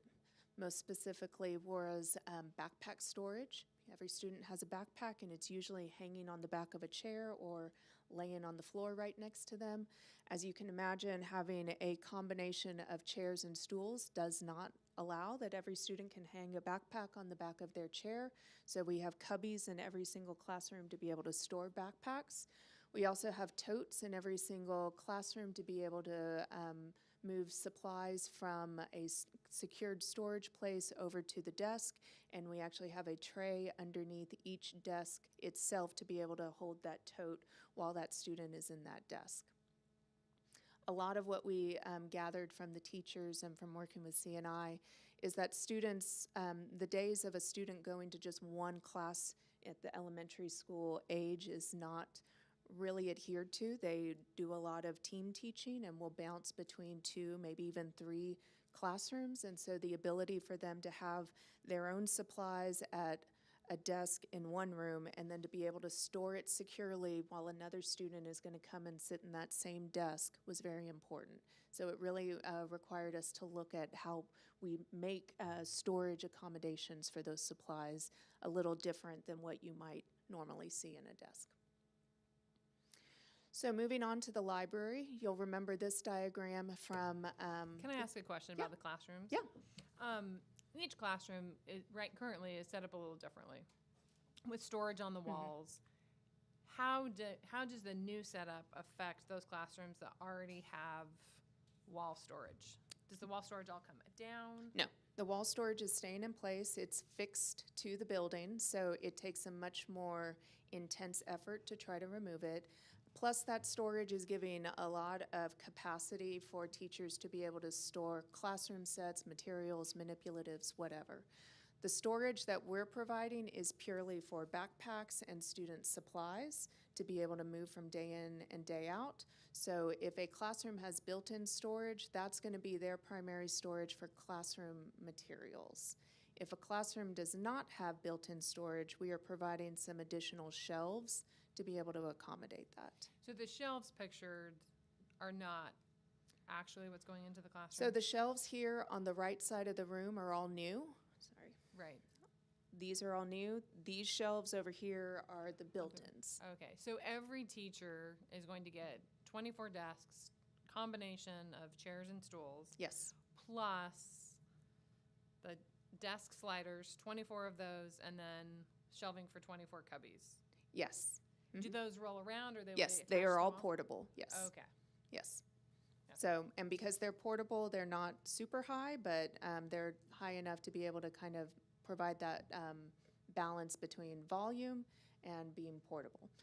So we will be able to set them up to be able to maximize the layout of each individual classroom, because as you mentioned, there are quite a few configurations of rooms throughout the district. And so being highly flexible was one of those guiding principles from the very beginning, so that we made sure that we can adapt and change as needed to because of either room constraints, or if a new teacher comes in here and wants to set up her classroom differently or his classroom differently. Yes. Mhm. Okay. So for the library, one of the things that we talked about with the group is there were a couple of different functions that were really important to be able to be accommodated by the library furniture, and not all of it was related to storage of book materials. A lot more collaboration and group work is occurring in libraries, and a lot more of a lecture type or share out mode, either from the teacher or from the students, is occurring as well. And so what we have set up is we are providing shelving to accommodate 13,000 volumes, and that is a mix of mobile versus with existing shelving, and I'll go through that in just a minute. We've got small group tables that are easily reconfigurable, because we know that was an issue or is an issue with the furniture setup right now. The tables in there are extremely heavy, so wherever they're at tends to be where they stay. A large group and presentation area, but also having some moments of focus or a reading nook or pods. And then we made a decision to replace the circulation desk where the circulation desk is not a fixture that is attached to the building. And so that is something that I know has come up recently, is the question on why some circulation desks are being replaced versus others, and also why did we choose to not replace the perimeter shelving in the libraries. And that's for a couple of reasons. Just as Ms. Burns, you asked about the built-ins in the classroom, to remove the perimeter shelving in the libraries is something that takes a step above and beyond what this project and what our furniture vendor can do. It would require us to go outside and bring in a contractor to do full demolition of those shelves, because they are affixed to the wall. And we don't know exactly how they're affixed to the wall until they come off. They could be just screwed. They could be, a solid layer of glue behind. But some of those shelves have been up on there for over 40 years. So there's also multiple coats of paint that are probably attaching the top element of the shelf to the wall. So once those shelves would come down, we would have to go in and do some wall patching and repairing. You'd have to paint the entire wall, because you can't match a white that used to be white 30 years ago and now is probably a off shade of yellow. Anyways, it was just a step too far based on what just the capacities of the vendor are. And I can kind of touch on this in a little bit as well. It was also a safety valve on the budget. So one of the things that we noticed pretty early on is that unit cost per room, that was how the project was calculated at the very beginning. I mentioned it assigned 1 unit price per classroom, whether it was a kindergarten classroom, whether it was 5th grade, whether it was essential academics, whether it was music, whether it was science. It was one number for everything. Same with the libraries. So it made no distinction between a library the size of Barnes versus one the size of Weinert. So we had to do a lot of, recommendations on ways that we can look to control costs, because as we know, every time a quarter of a year passes, furniture tends to have an uptick in price. We've all seen what escalation has done, even with eggs and milk at the grocery store. And then actually something that we never even thought we would have to be dealing with, is tariffs. So that's been another thing that this project has had to try to accommodate, because we knew that there is a very fixed number as far as what the budget is. And our goal has always been to try to maximize that. We don't want to leave money sitting in the pot. So what we told the revisioning group, and when we shared this out at our product presentation is that we're going to leave the perimeter shelving in there for now, and we will reassess after the summer installation has occurred, and we'll see how much money is left over in the entire furniture pot. Because here's the other thing that I know is going to happen is when the project was planned for in 2022 versus how spaces are being used today, we don't always have the same quantity. So when we walked the projects to count the number of offices, we didn't align with that planning document. Some classrooms that aren't being used as classrooms are being used as offices. So we're having to try to do the best that we can with the money that we have for now, and then we'll revisit that once we've gone through this summer installation and see where we can best use the money that we have left to be able to really maximize those dollars. And there's no flooring involved, right? So, thank you for bringing that up. That You're was welcome. another reason why we purposely did not look at replacing the perimeter shelving or the fixed circulation desks, because at the time there was no other initiative in the district to replace the carpet in those spaces. Now, one of the things that came from the revisioning group was a real big request from the librarians that we look at replacing the carpet in all the libraries because it's a high traffic area and it's seen a lot of wear and tear. And the district was able to find funding to be able to do that, and it seemed to be the perfect time. You know, if you're going to have a nice big open room, why not go in there and try to do what you can with the flooring? And so all of the libraries will be getting new carpet this summer, and we are ordering enough extra so that if we are able to replace the perimeter shelving, we will have the capacity or the quantity that we need in material to be able to go in, and we don't have to worry about maybe mismatched dye lots, which is what can happen sometimes when you order different carpet in different batches. Did that answer your question? Yes, ma'am. Thank you. So this is a rendering of the Weinert Library. And so I know one of the concerns has been, well, if we're keeping the existing perimeter shelving, how's it going to look? And I will say, and these ladies back here can vouch, we spent a solid 2 days picking colors and paint and fabric and everything for every single campus. We took a lot of consideration as to what the existing elements, whether it was wall color, whether it was floor rubber base, whether it was door frames. The bright green door frames at Weinert, for example, was something that we took into consideration when we made our color selection. So I don't want anybody to think that we did not take the color of the wood tone in the perimeter shelving into account. And I think probably one of the biggest examples is the Vogel Library, which has that lovely turquoise perimeter shelving. But I think with the complementary colors that we're bringing in, it kind of goes. So I'm sorry, that wasn't very professional. But any questions on the libraries, really quick? The only thing that I would add is that I think once the new furniture gets in, having visited several of the libraries today, once that furniture gets in, the walls are going to look very shabby. Those outer perimeter cabinets are going to look very shabby. So I think us knowing ballpark what we're looking at for replacement would be helpful. And also, too, I think it will help our staffing as well understand the price tag that we're setting off to the side, and it's something that we can plan for in the future. Yep. I think being very proactive about, we know that this is not, it's going to make everything else look a little bit more drab. Yeah. But there's a plan, it's just lottery.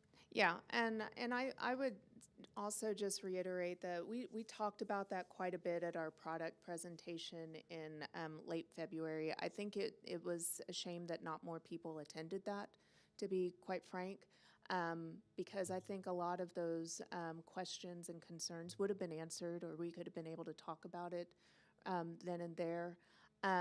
I will also just state that I know that a handful of the campuses that are, I suspect, going to be pretty high on the long-range plan for potential significant improvements and or replacements are going to be some of these campuses. And so everything that we are installing now is something that can be moved out and stored to be able to be brought back with that new project. And anytime you do something like perimeter shelving because of the height, you attach it to the wall, and that just opens an opportunity for damage once you take it off. So there is also some logic on why we may want to hold off on that for a little bit until we have a better sense of what the long-term improvement plans are for some of those campuses. Yes, ma'am. So, moving on to the offices, we, again, just like with the classrooms and the libraries, we took a very consistent approach across all offices. Every office gets a work surface, a return that has integrated storage into it, a task chair, 2 guest chairs, and the principal's office actually also has a side conference table in it. I'm sure you all know that the size of some of these offices is small to say the least, so we wanted to be very conservative with our footprint, and also some of these offices have the benefit of some built-ins, so they have some of that extra storage capability already. Any questions on staff input, stakeholder input? All right, so the timeline, when is all this going to happen? So we have, as Mr. Sands mentioned, have already installed half of the furniture, I'll call it half, over at Barnes, and all of the furniture over at MBLC and DAEP. The other half of the furniture at Barnes will be installed at the conclusion of the construction project there. It'll be furnishing those rooms in that part of the project, and the portables that have had their new furniture that was installed last summer, those furniture elements will get brought into the new classroom wing. So that was one of the things that we did last summer, is we refreshed all of the classrooms that are in portables, so they got new classroom furniture, and we're bringing that over into the new classroom wing over at Barnes.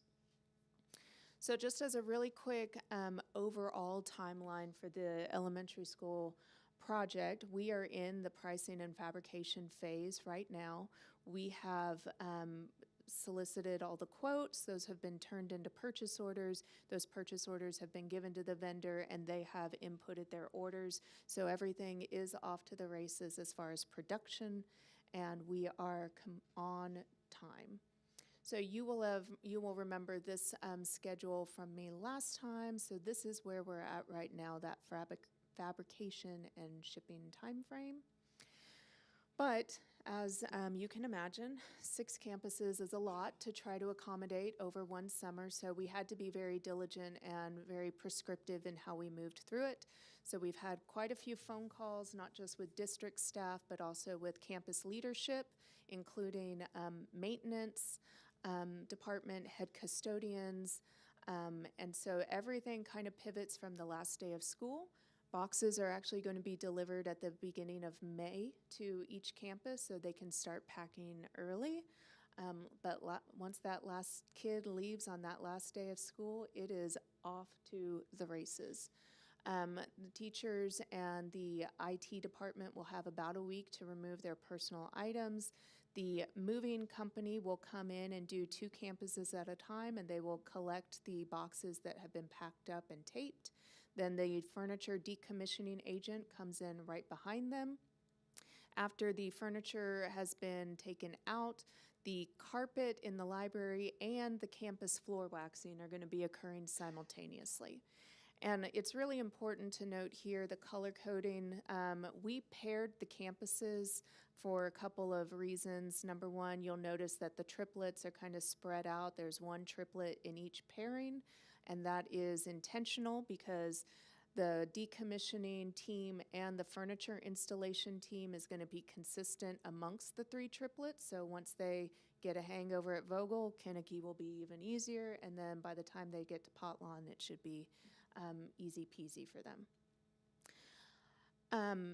The other 3 non-triplet project or campuses are then paired with a triplet based on either geographic proximity or size. And so we have Rodriguez and Vogel kind of paired together, Jefferson and Kinnicky paired together, and Weinert and Potlon paired together. So after the carpet is installed and the floors are waxed, you'll notice that during that time frame, the furniture is being shipped and is in transit. The installation crew then comes right behind them and starts setting up the furniture. And then we have about 3.5 weeks to do punch list and any sort of on-site corrections that we need to do. We are offering 2 days of on-site training for anybody at the campus that is able to come and participate in that. We do know, though, that that is a very busy week for everybody, so we will be recording that. Some of the things that you can expect with training is everything from how do you adjust the height of the desk, to what are the different ways that the desks can be reconfigured, what do the different colored seats mean, because at each campus we have 3 different levels of seats based on age. They're all color-coded so that for example, all the red ones are for the littles, all the greens are for 2nd and 3rd grade, and all the blues are for 4th and 5th grade. So it's very easy to be able to see when you walk into a classroom, a 4th grade classroom, if you have a red chair in there, either something got allocated or there's a very specific reason for that. All of that is leading up to August 12th, for first day of school. Is there any way that we can get an invite on those training days? Absolutely. Mm-hmm. Yeah. Would it be possible for our staff to get some kind of written training the beginning of June for our overachieving teachers who will spend the summer studying it and have those questions? Yes, I was waiting until after tonight's presentation, but everybody is going to be getting an itemized list of what the classes or the classrooms, offices will be receiving, because that's been kind of the biggest question, especially if they weren't part of the revisioning group or they were there but weren't able to make it to that final meeting. So we're going to be giving them an itemized list of what every room is going to be receiving so they can start mentally preparing if there's any particular furniture items that they want to save. So that is something that we've talked with the campuses about. Of course, we want to caution on saving too much. We don't want to bring in a whole bunch of, it's kind of like when you move a house, you want to try to purge before you pack everything up. But we do recognize that there's going to be certain classes and certain programs that may need some very particular pieces that they've acquired over the years. So we have recommended that they find spots on the campuses, particularly the gyms and the cafeterias, because those are not receiving any new furniture, where they can store those during the crazy summer timeframe. The other thing that we'll be doing as a part of the training is not just the in-person training, but we'll be leaving a handout with every single teacher and staff there that kind of gives a rundown of everything that's in their room and how to best utilize it. Is it possible for them to get that before the summer break? We can try. We haven't developed it just yet, Okay. but we will. I think that will help our teachers as they kind of think through their classrooms for the fall. For sure, they'll get the itemized list, but the how-to part may come towards the end of the summer. So, Is there going to be some type of oversight on the saved furniture thing? I mean, I just really caution. What's that? I just really caution. We're spending a lot of money on really new furniture. I mean, yeah, I agree. There's probably some special programs that might have it, but I would really, especially when we're paying for decommissioning and all that, and then they get there and like, oh, well, I guess I didn't really need to save that, and then we are dumpstering a bunch of furniture. So I would really like some type of oversight on furniture that's being saved. well, and one of the things that we'll be doing when we send out the itemized list is we're also going to send those visuals of what a classroom looks like so they can start mentally feeling how full those rooms are going to be. So it is not like, and a lot of your campuses, most of them actually have fairly small classrooms to begin with. So we are trying to accommodate a standard number of bodies per classroom, and when you do that, it gets full really fast. And so I think they're going to be able to see pretty quickly that they're not going to have a whole lot of space to bring a lot of things over, but yes, some oversight on not keeping too much would be, I think, valuable.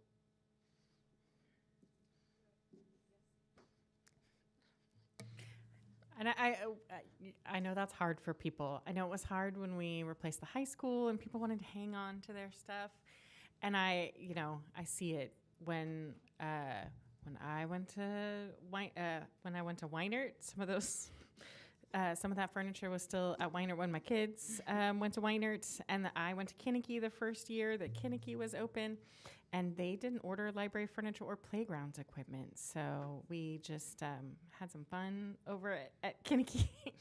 I think it's gonna just take a little bit of a mind shift because we're not where we were anymore. We have saved portables full of that chair that's not quite right and sort of pinches you, but maybe we need it just in case. Like, we got to get past that. So if we can do that, it'll be great.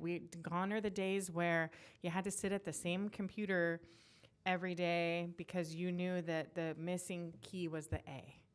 Like, we've gotten past that.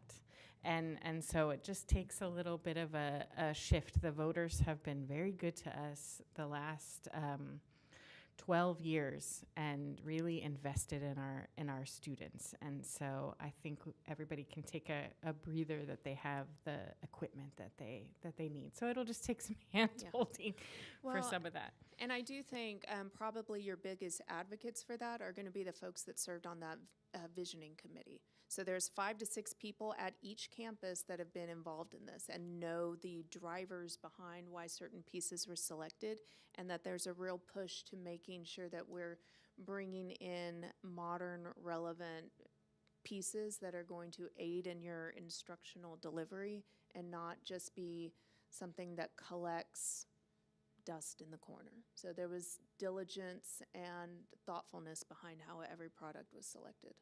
So now, any questions? Any further questions? All right. Thank you so much. Thank you. Thanks, Robin. Great job. Thanks. Looking forward to all the good stuff. I can't wait. I can't wait to not move the extremely heavy tables in the Weinert Library. All right. So moving on to 4A, introduction of newly appointed administrators, Mr. Flores.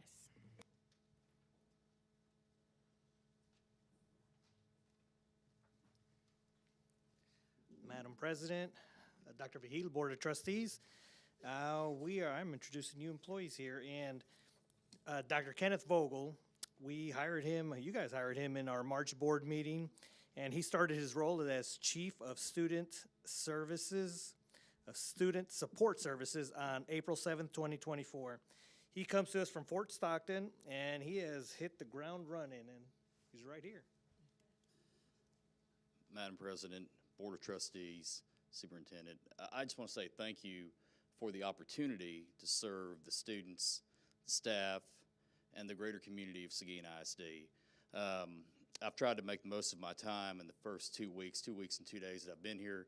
I've visited every campus with the exception of 2, and I have those scheduled, Ball and McQueeney. And I'm just here to tell you that I've seen some great things, and it's really from the people of Seguin ISD. I've seen dedicated, caring educators, and it makes me feel like I'm in a special place. So I'm very proud to be here, and I'm privileged to be part of this leadership team. And once again, thank you very much. Thank you. Welcome. May I shake hands? Yeah. All right, start on this. I saw you like the day after you started at Vogel. Yeah. For my kid, I saw you across the street. I was like, oh man, that's.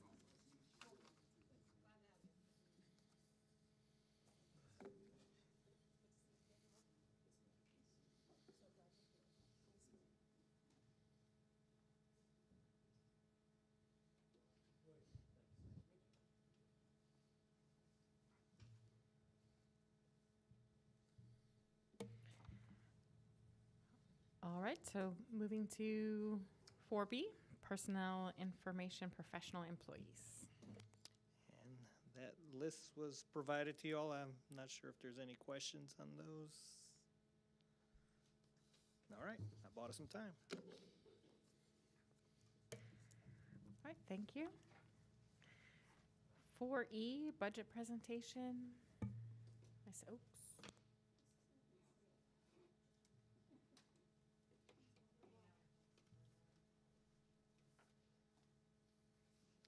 Good evening again. Dr. Vigil, President Crittenden and Board of Trustees. We are getting ready for the 25-26 school year. So we have been doing a lot of budget work behind the scenes with campuses. Denise and Lisa both joined us for a budget committee meeting where they kind of got to see what we do more behind the scenes. So I have put together a presentation for tonight to kind of start by revisiting where we were last May. So I got here in April, and that was budget time. So I went back to the presentation in May of last year, and just copied the slide so that we could remember where we were and what we said we were going to do for the 24-25 budget. We have 2 new board members, so just kind of wanted to revisit that with y'all. We talked about a budget deficit and how we had assigned fund balance and expenditures were greater than revenue and what the board had adopted for the 24-25 school year. And we talked about how we got to a budget deficit. Assigning fund balance is a very common practice for big purchases at lots of school districts. A lot of school districts have also had to assign fund balance in recent years for day-to-day expenditures. Since COVID and with no real change in school funding from the state, that is something that schools have had to resort to, and Seguin was included in that. Another very common thing for a lot of school districts was hires during COVID. There was a lot of federal funding available during that time. A lot of school districts hired additional staff because we were trying to address learning loss for a very good reason. And it's hard to let staff go when that money is no longer there. And we did keep staff that we had hired during COVID. And just like many other school districts in the state, we thought the kids were gonna come back. Everybody thought the kids are gonna come back right after COVID, and especially in Seguin, the thought was that we were gonna be growing quicker. And that didn't happen either. So it's just where we ended up. So we talked about how we got there and also how we could address that. So the first thing that we talked about doing was looking for savings and taking advantage of staff attrition. As people left, assess that position. Do we need to have that position, or is there someone else that can move into that position? Anything that we could do to decrease our expenses. We said that we were going to evaluate staff stipends, that we were going to evaluate our staff ratios, and then we were also going to try to find additional funding. It's a whole lot easier to bring in more money in our situation than it is to cut things. Cutting things is hard, so we really wanted to try to find additional revenue. We had a couple of opportunities. One was CTE, which is our Career and Technical Education program, and then also the Golden Pennies. So that's where we started last May. And I'm just gonna go through each of those things. So assigned fund balance, this is a list of everything that we had assigned fund balance for in 23-24. So remember, one of our thoughts was, okay, we're gonna try to get away from assigning so much fund balance if we can, if it's for expenditures that should be in our general operating budget. So in 24-25, we assigned a much smaller portion of items to our budget, which was great. There are things in there that are completely appropriate to assign fund balance to. The QZAB is one thing. That was payment 8 of 15 in the 24-25 school year. That guy's gonna hang around for a little while, so you're gonna keep seeing it. We had the baseball softball complex. That needed to be paid for. It has been paid for. We had the welding shop upgrades, also has been paid for. And then we had some other things that are more recurring expenditures in 24-25. But we went from 11.7 million in assigned fund balance to 2.9, so super positive. Looking at 25-26, we have a much smaller list. We have to keep that QZAB on there. And then we have the Holdsworth contract and the Aubrey subscription. And those are both 2 things that we're looking at and we can reevaluate. Not saying this is what we're gonna adopt for the budget, but those would be the 2 things that could hang on. The teacher incentive, yes, ma'am? Can you remind me what the Aubrey subscription is? Yes, that's exactly. Okay, sorry. What makes it different from other subscriptions that it comes out of fund balance and is not in the regular budget? It's so after this, it's like an initial cost, and then the cost will go down. It's just how it's been done in the past, and we're kind of trying to get away from that just because if it's going to be an annual fee. So the annual fees will go down after that.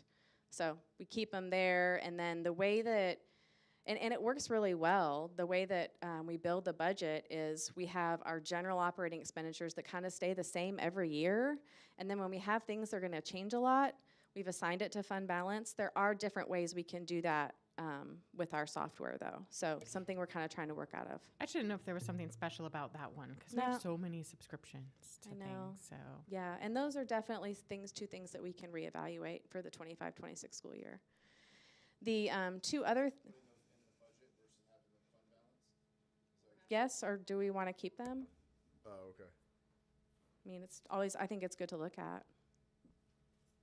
So we'll bring y'all more information on that. And then there's these other two, the teacher incentive allotment. Those are actually both tied to the teacher incentive allotment. I would like to move those into the annual budget and off of assigned fund balance.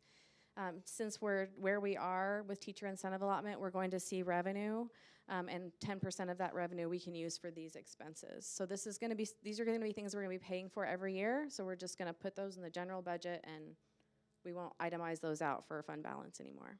So this is kind of the draft plan. The other things on the list as far as human resources type things, we right away said we were going to do a TASB staffing study. We did that right away, started that a year ago. That was presented to the board January 30th. TASB comes in and does this huge study. They talk to different departments, and then they make recommendations. So they recommended some absorptions and some additions, and keep in mind these are recommendations. They're comparing you to peer districts, but they're never gonna be just like you. So they may recommend an absorption in a department, but they're gonna tell you to do an internal analysis of that department to see why you have that additional staff member. An example, I'm gonna use a business office, because I know that one pretty well. There was, you should look at maybe absorbing a staff member, but you need to do an internal analysis. So a reason why you might not want to do that absorption is because the other school districts maybe had benefits in their HR department. So they have 2, and you have 3, but maybe they have 1 more in HR because benefits lives in HR. So it's just those kind of things you have to look at to see if you're really comparing apples to apples. That's what TASB recommends to do. The biggest absorptions in that study were regular instructional aides, and the biggest additions were special education aides. Now keep in mind we would have done some hiring since this study was done, so that may fluctuate. The total cost increase, so the hope was we're gonna do a staffing study and they're gonna be like, oh, you have way too many of these people. And we could start, absorbing them as they leave. Well, that didn't happen. It's actually ended up being a cost increase to $545,000, which probably is going to cost more than that because we're not going to do all the absorptions. And, we're going to have initiatives, we're going to have things that we want for our district that we may not want to do all those absorptions. So the plan is to implement their plan on a case-by-case basis. So really work closely with HR as people leave, and we're hiring to make sure that if we have an opportunity to absorb something, if we're overstaffed in an area, that we take advantage of that when someone leaves. But if it's an initiative or something specific to our district, we don't want to just automatically cut that position. We also have looked at stipends a couple of times. Human Resources they've done some studies on our stipends, and the study and collaboration is ongoing. Mr. Flores is going to give you some information on that tonight, so great timing. We are on the books with TASB for a salary study for the 25-26 school year. That's kind of like the second piece. They'll come in and they'll look at our salaries and they'll compare us to districts and see, if we're in line, if we're overpaying, underpaying. May not end up being a cost savings, but it's a really good practice that we haven't done here in several years. So it'll be really positive for Seguin. Would that include stipends in that as well? Okay. Yes. And stipends are something that should be reviewed annually, so it's great that we're looking at them tonight. Staff ratios was another thing we said we were going to do, and when Mr. Flores got here, he did develop some staffing thresholds. They are going to be implemented for the 25-26 school year. We're not going to see any big changes from our current ratios. Is that still accurate? Okay. Okay, so this is a really positive thing. Additional funding. So if you were here, you knew I was very excited that we had a great CTE director that we had hired. I think so much of him and his knowledge in CTE. We're so fortunate to have him. But we did talk about there's different tiers of funding, so we can really increase our revenue through CTE because those are weighted courses. So you can see the 1.1, 1.28, 1.47, depending on the tier of those courses, we get a lot more funding. And then you also have the V1, V2, V3, which is a multiplier. So depending on how many minutes, you have to have at least 45 minutes, but you get 90 minutes and that funding gets doubled. So we have made great strides in this.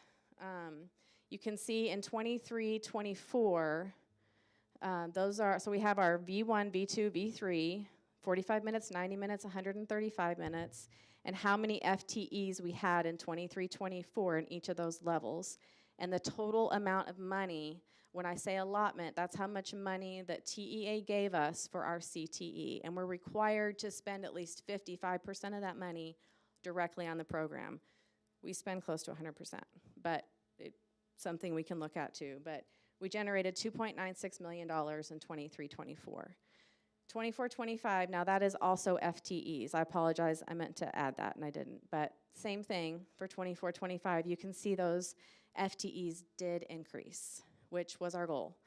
So as of the fourth 6 weeks, we are at 3.7 million. So that's how much our funding increased for 24-25. So super positive.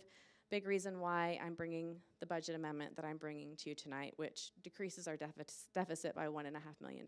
So great job to our CTE, and not just CTE, but our campuses, our teachers, our human resources staff, our curriculum staff.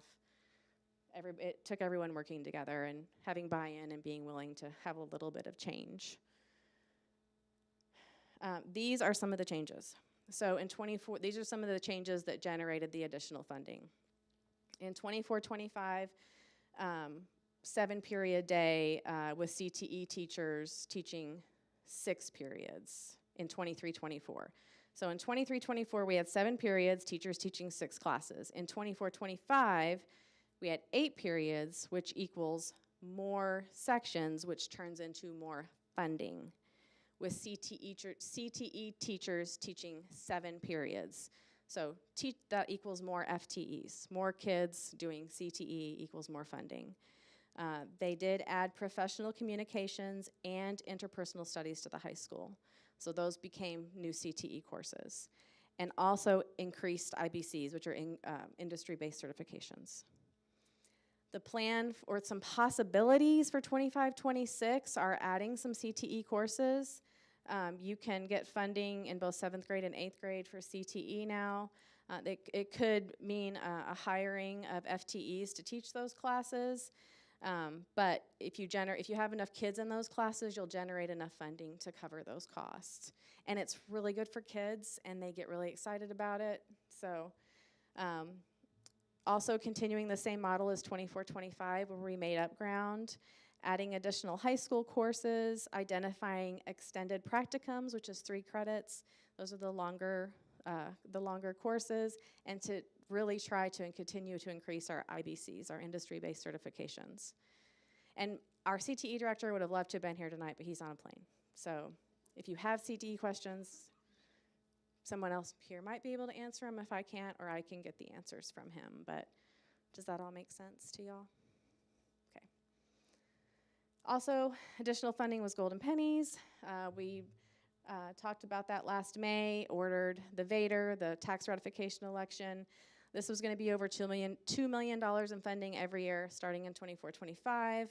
Y'all ordered it in August. November election, we knew it was going to be really hard because it was a presidential election. Only 38% of these across the state passed. We fell short at only 51%, but others lost at 73%. So I really never going to say it's a loss. We had over 18,000 votes, which was great, and we only lost by 450. So I still consider it a win. We had some really great conversations around the community. They had a lot of school finance questions, a lot of school operations questions. It was some great opportunities. Some of you were there for some of those meetings, and just being able to sit with, even if it was 6 people at the Lions Club, and they can ask, how do you get your money from the state and why? And it was great. So there is some legislation about golden pennies that we will look at in May. The budget presentation for May is a little bit heavier lift. I really wanted to dig into state revenue, how it's generated, and look at what the legislation is doing on each thing. I think it will make a lot of sense when we talk about this is what the basic allotment means and what it does for us, and this is what they're looking at doing. You know, a really great thing board members can do is reach out to legislatures, so I'm hoping that's super informative, and we'll give y'all some great knowledge. So, any questions? No? Okay. Thank you. Yep, thank you. Thank you. All right. And then 4F financial statements for February 2025. So these are pretty cut and dry. I don't know if y'all have any questions on them. Everything looks good. There's nothing that sticks out to me. Like I've told y'all before, doing these for y'all gives me an opportunity to look for outliers and makes me sit down and take the time to really look at it. And I don't see anything with general operation, child nutrition, or debt service. We're kind of rolling along. Talking about debt service, we're doing our pricing tomorrow for our bond sale. So that's exciting. But you'll see on the debt service, we have a planned defeasance as we get closer to the end of the school year. We'll see where we are exactly in collections, and we'll be able to have an exact amount for that defeasance payment.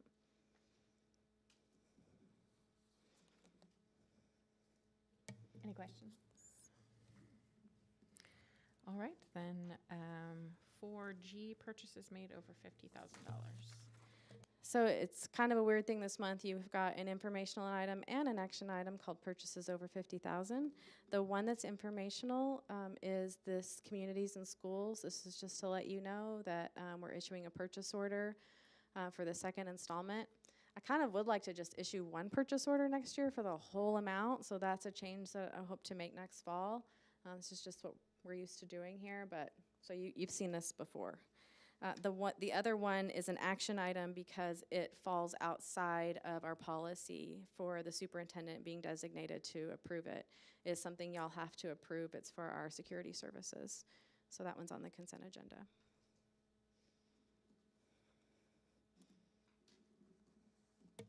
Okay, thank you. Thank you. Moving to action items, 5A. The instructional materials allotment, IMA TEAC certification, Ms. Lyons.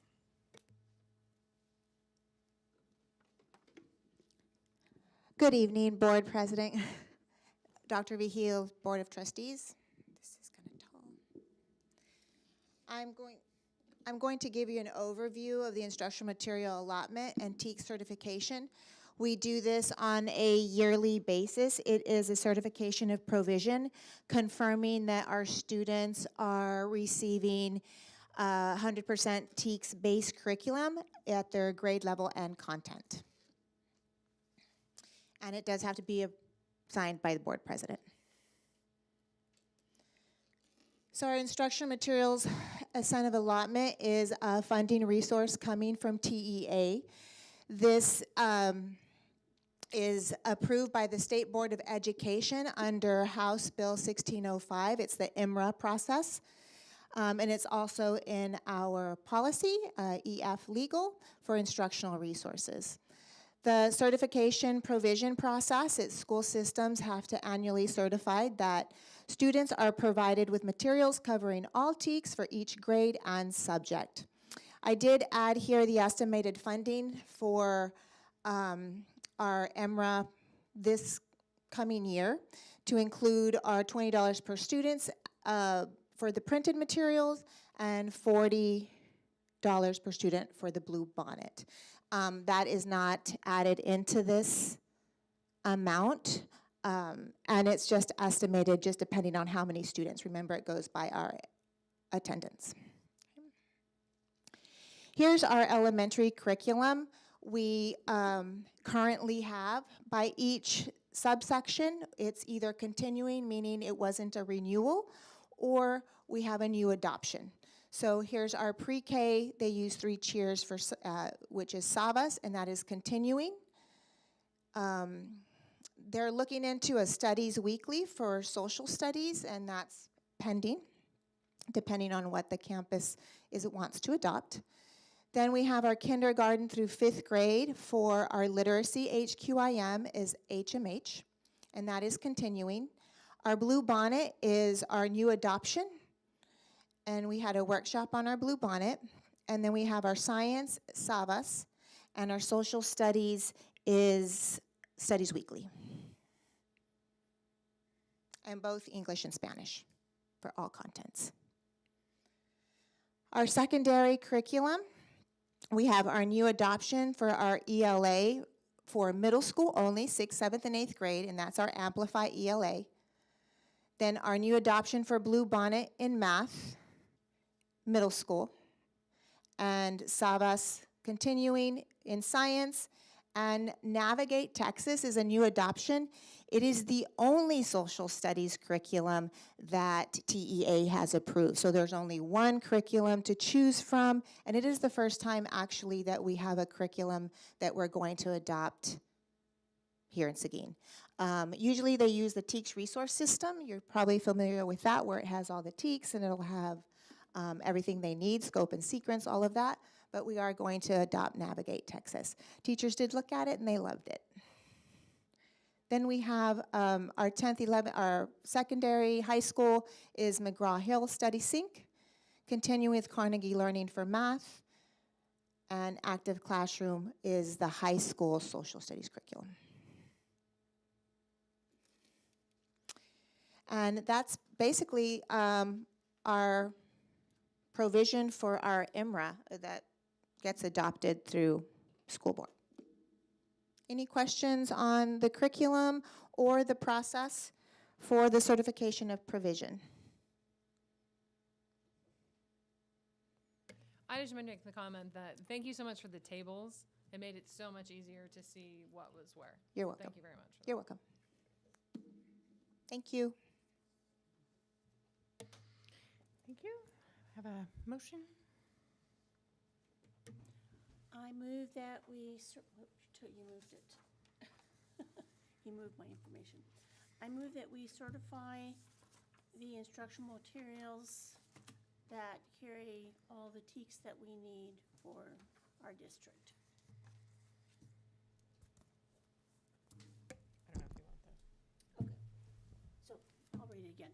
The board approves the instructional materials allotment, or I move that the board approve the instructional materials allotment IMA TEAC certification for the 25-26 school year. Okay, that's official. Okay. I have a motion and a second to approve the instructional materials allotment. The motion from Ms. Miller and a second from Ms. Duncan. Any discussion? All in favor, raise your right hand. Motion passes 6-0.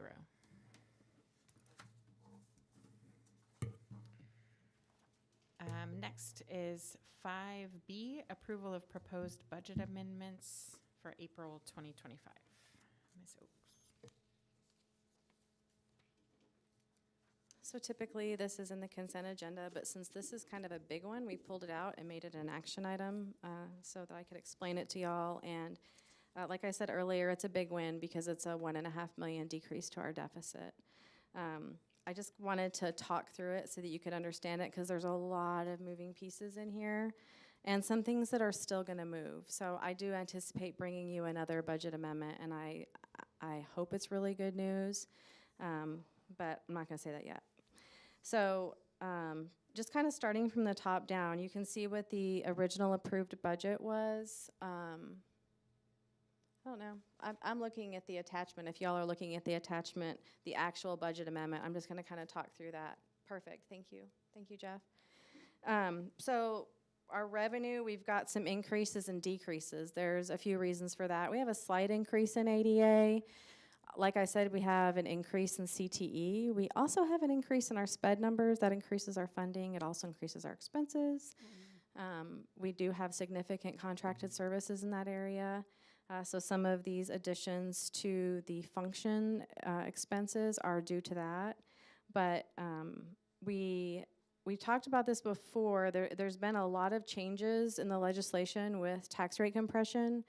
It's been very hard for the software, for the appraisal districts to keep up with that. So there's been, different things that have happened. If you remember, it's been a while since we talked about it, but our numbers were, we did file a protest for our numbers. They were swapped, to put it simply.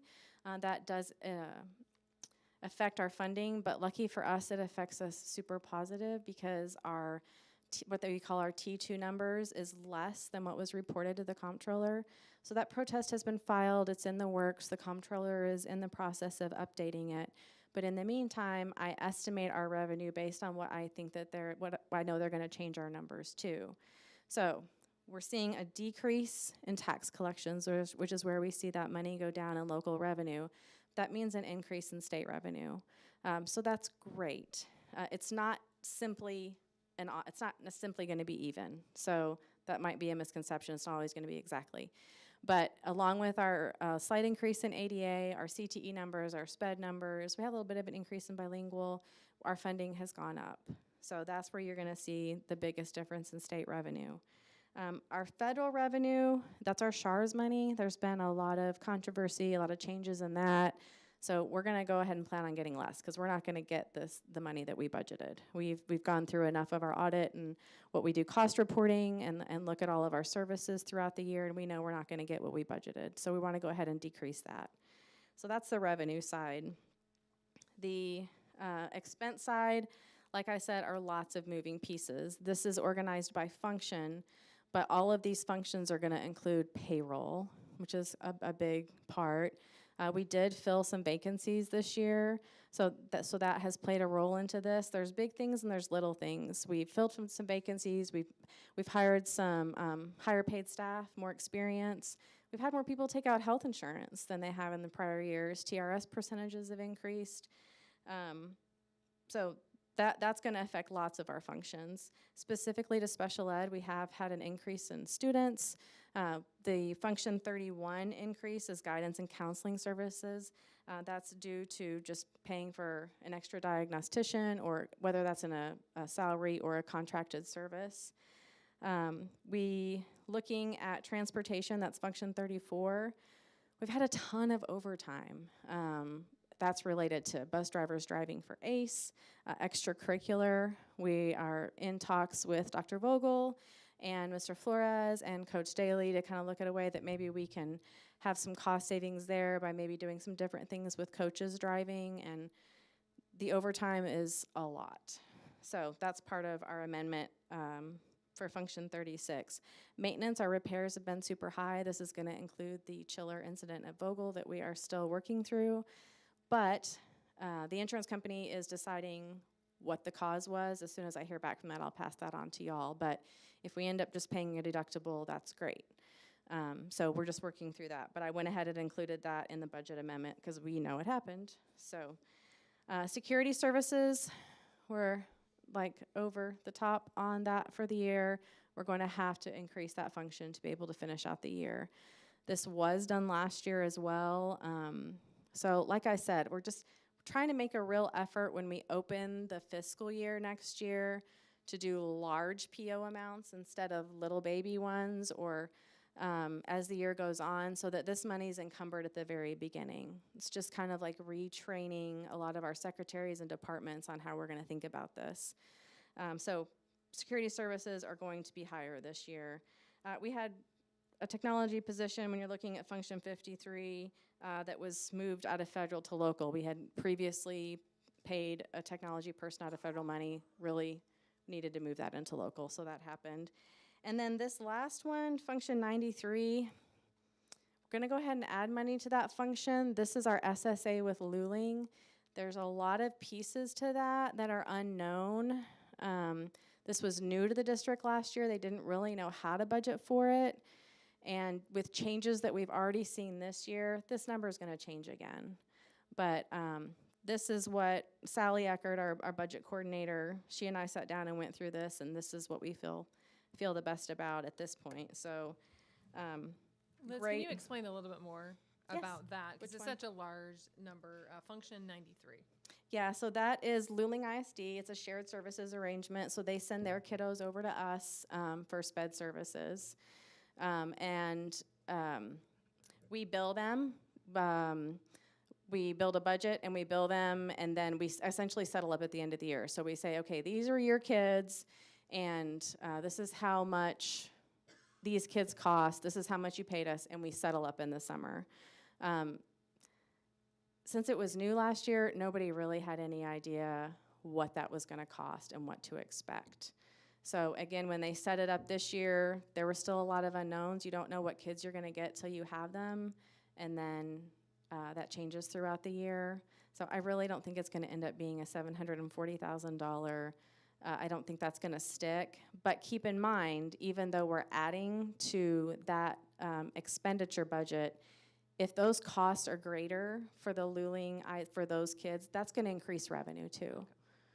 So we're working through that. Is 93 kind of, is it a washout with revenue?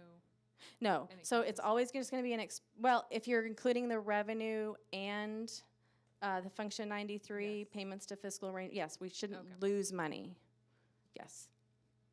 Makes sense. Thank you. So yeah, and just to be totally honest, we are working through all pieces of that. We have some really great staff that have dug into this over the last 2 weeks and been super collaborative with special ed and the business office. So it's been a good thing. Yes, sir. Any other questions? And again, this is great. 1.5 million less of our deficit, and we'll keep working on it and hopefully have an even better story by June 30th.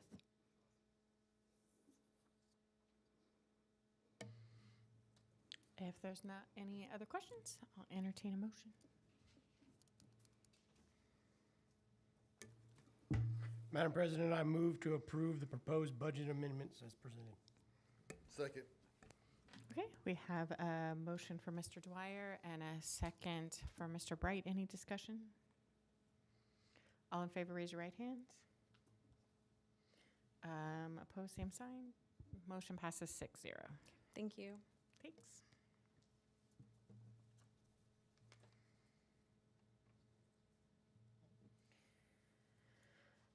All right. Now moving on to 5C, 2025-2026 stipend schedule recommendation. Mr. Flores. Hello, thank you. And what I'm bringing to you is stipend recommendations for 25-26 school year. And this is kind of out of character. We usually bring this in with your compensation plan, but what we want to do, there's some major changes being recommended, so we wanted to bring this to y'all so that, one, I think last year we don't want to be in the same bind, letting our employees know a little too late. We'd rather just bring this piece up to it, and it should come back to you in the compensation plan because it will be part of the compensation plan. But I'll highlight what the major differences are and why it's up here. So just a quick overview. Stipends are just they're a way to reward people for doing things above and beyond their normal duties. Fill critical needs position and high credentials, master's degree, and there's other credentials you can think of. Stipends should be reviewed, I forgot to put annually because we've said that, but they should be reviewed annually with your compensation plan and adjusted every 3 to 4 years to make sure you're in with the market. And that's really a TASB recommendation, but it's also great practice. Stipends should be limited to the exempt employees. Non-exempt should be, you should rely on overtime for them. Stipends should not be paid for performing primary job duties, should not be paid for performing primary job duties, and the equity is based on the work performed. So sometimes you'll hear stipends mixed in with extra duty pay, not the same thing. Stipends usually can be predetermined. Extra duty pay is just extra duty pay and overtime. Some things to avoid is just pay for certifications that are already required, pay extra days. and you avoid differentiating boys and girls. They should be on the same equity pay, and flat fees for non-exempt staff and bundling coaching staffs are just some of the things to avoid. And I use this when I start looking into stipend plans. So currently, this is what we have for this school year. We paid 361 stipends, and that approximate cost is 1.1 million. Stipends can range anywhere right now currently from $100 to $13,500. We have district level stipends, campus level, athletics, fine arts. Right now, we're also paying extra day stipend, and we're paying that to 70 employees, and that was set to expire at the end of this school year, and that's really the primary reason why I'm up here.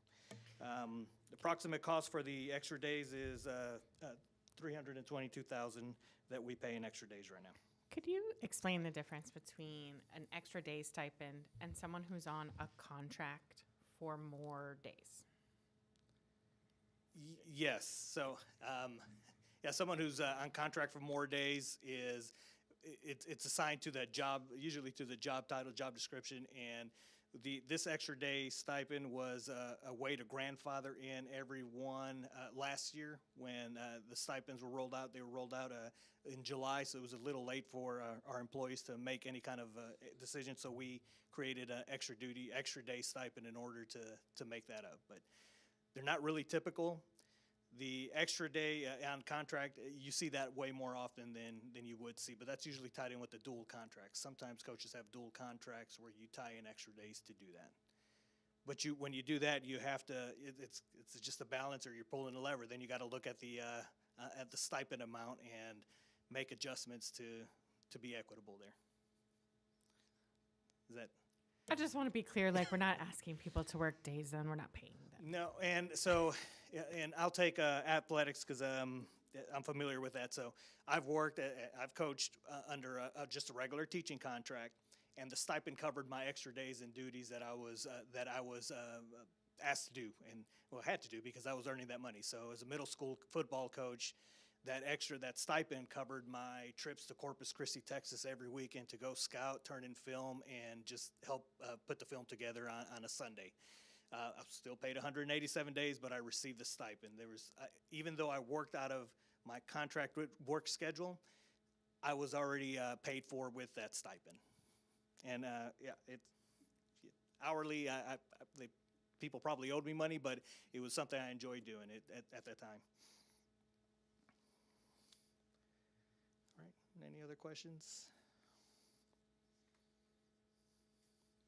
All right. So here's what we've done is we've reviewed the current stipends right now. We're looking for market.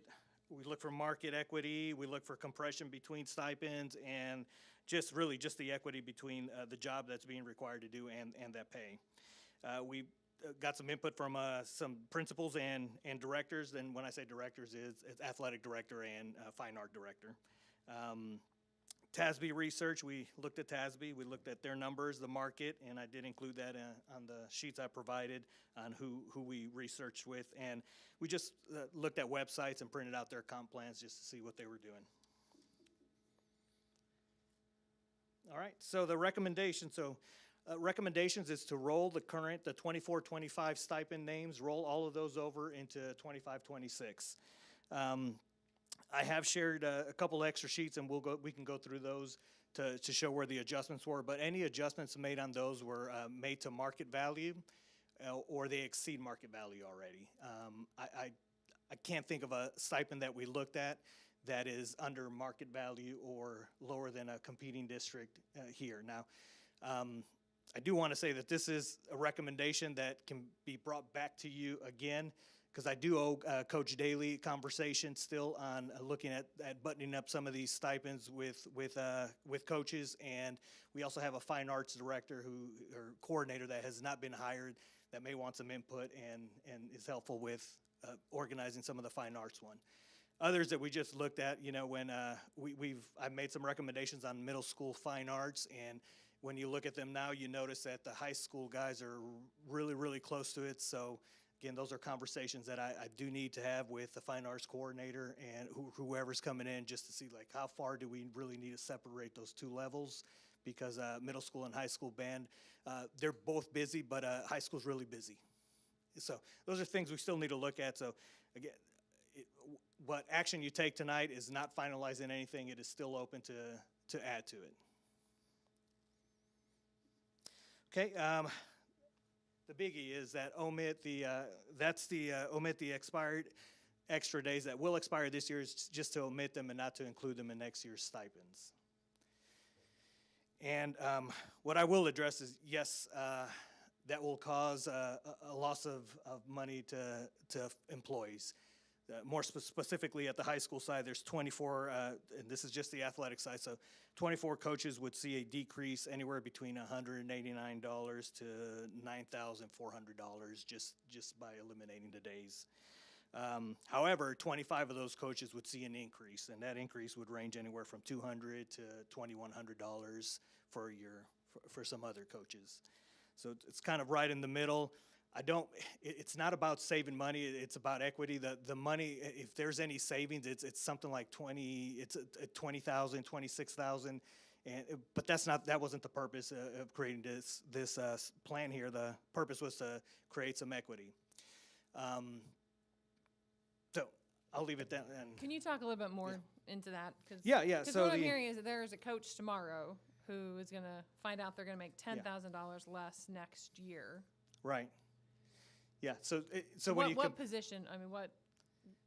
Who is that affected? Like it's if I give you it's a little identifiable. That's why I'm talking in not trying to talk in codes, but it's really going to affect your athletic side, and it's your coordinators. It's going to be on the football side, and some of your veteran coaches who have been here for a good while, because their experience pays them a lot more than a new person coming in. So hence those 25 days are valued way more than a 0-year employee coming in. I have a problem with them losing that, and they've done nothing wrong. Can you speak to that? Yeah. So the days again, what this is proposed is the plan that's proposed is proposed with a hike to be sure that our coordinator pay is proposed at $13,500. If we are going to keep days, I would probably bring a different recommendation that says if we're going to keep the days, now we have to adjust the stipend that's on paper to kind of balance that out. Well, can we wait until you bring that to us before we approve this? I think the problem is that we don't want, if we're decreasing anyone, they need to know. They need to know now, ASAP. yes. And after, like they were saying, like after the fine arts starts, like we can always add to some of these, right? You can If add, and there's something. Yes, ma'am. There's different avenues you can take, and could you grandfather another year? You can. You guys hold that decision. If you do grandfather another year, though, that's if we propose the increase and grandfather another year, that's possibly stepping on the savings we just presented. So, and I don't have that number on what that would look like. What we're looking at is a number of years that this wasn't just this year. For a number of years, there's been two groups of people that have gotten paid a stipend and extra days. Some of the coaches have been paid 20 to 25 extra days at their daily rate. They don't necessarily work 25 extra days, but this is a way that they balance the stipend to increase the incentive for coaches to come over here. So to promote equity within the entire system, one of the first things to look at is removal of those days. And as Mr. Flores said, the people with the most experience obviously have the highest daily rate. And so also, as Mr. Flores said, this is something that can be looked at and this has been discussed with both the Fine Arts Director, Mr. Theus, before he left, and with Coach Daly. with Coach Daly. Now, Coach Daly says that he doesn't even know of any school districts that have days anymore.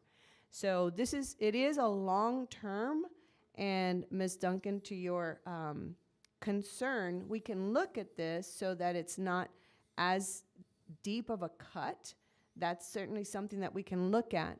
Today, what's important for us to make in our recommendation is that we have to start somewhere. And so eliminating the days and focusing on just a stipend will help us to build equity within the entire system of the stipends. Maybe I'm not fully grasping it, but will that make a coach want to leave? I think that would be a thought.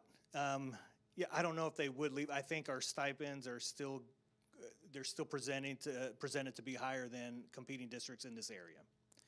Now, if could they make more in Houston, another market area that's not really ours? Probably, but I don't think they would make the the 21,000 extra. I don't think there's a stipend that's 21,000. I have not seen a $21,000 stipend, but they could possibly make $1,500 more than they would if they stayed here. In the area, the one we can get a little more aggressive to those, and if you do, it's really not too bad of a thing. You just know that you're set for a few years, and you don't have to make changes for a few years because you'll lead the market. But yeah, and I just don't have that. We can look at those if you want to get that aggressive.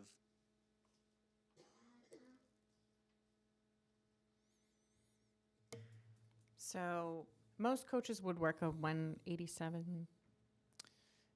Would they have a regular teaching contract? They would. So and those are still conversations. That's a great point. So and this is why we Coach Daly and I still need to sit down and others. So another relief that we have is not necessarily money, but like most offensive and defensive coordinators do not teach. Ours do teach. So maybe that's a second compromise we can offer, that they are just offensive coordinators, and what the coordinators typically do is go down to the middle schools to help build the program and work with those kiddos too. That's definitely something that Coach Daly could have some input on. Is that something that he feels he can market? Is that something that would attract coaches to come to Seguin ISD? And we haven't got to that conversation, but those are conversations I would have with him on how can we make up. If I get the days are gone, but what else do we have going that's going to bring a coach to Seguin ISD? When they're doing something like strength and conditioning over the summer or whatever kind of practices, I almost called them rehearsals, during the summer, those are, so they're just formulating like this is what's needed. And so that's all included in a stipend if you're the, I don't know, we're going to say a football coach. So when we give this stipend, that's all those things they're doing in the summer and all the things they're doing during the football season, practices and games and watching, film the next day. All that is included in this one number. So it's just a clean number. Is that right? Yes, okay. Yes. I will say yes, unless there's some camp money that they use, but I haven't seen that. I haven't seen that used too often. So, I know we've talked a lot about athletics, and that's great, but fine arts is really a big part of Seguin ISD.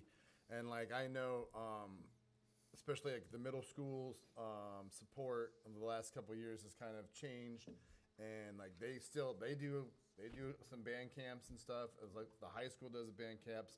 If we're taking those days away, then but the stipend still, is the stipend going to equal those days? I get that there's a lot of other districts not doing days. I get that. But at the same time, we're really trying to maintain the good educators that we have, especially in our fine arts department, and they put a lot of time in outside of that classroom. as much as they are putting time in that classroom, because our middle school teachers are taking 6th grade kids, big classes of 6th grade students, teaching them to not only read music, but also teaching them to play 6 different instruments. Put them together. And there's 2 at each middle school. And I know that they're getting stipends, and they're part of this schedule. And then, there's 3, we're looking at 3 at the high school versus there used to be 4, 3 at the high school. They're not having to teach the kids how to read music. Nothing against the high school guys. They're doing a lot. They do a lot to engage those students, and they're very busy too. But they're not teaching them how to read music. And that's like a whole nother foreign language. And to me, that's like it's stipend all the time. Because I will tell you why I stopped doing band. Because reading music was too hard. So I'm just saying, I think that's a big thing. And I'm very concerned about this affecting, because our foundation for our fine arts starts in middle school. And I'm concerned about that big time. So there would be a loss to, even with what I propose. I know it's higher, what's proposed here, but there would be a loss of anywhere between $600 to $2,000 for your middle school folks, eliminating the days. When you're looking at these, so let's take Sure. fine arts. So when we're looking at 2 people who are both getting, I'm going to pick $3,000. Are we looking at how many hours they're putting in outside? Do we ask them those kind of things? Because without throwing anybody under the bus, I have kids in some of these things that practice every single day, 6 days a week.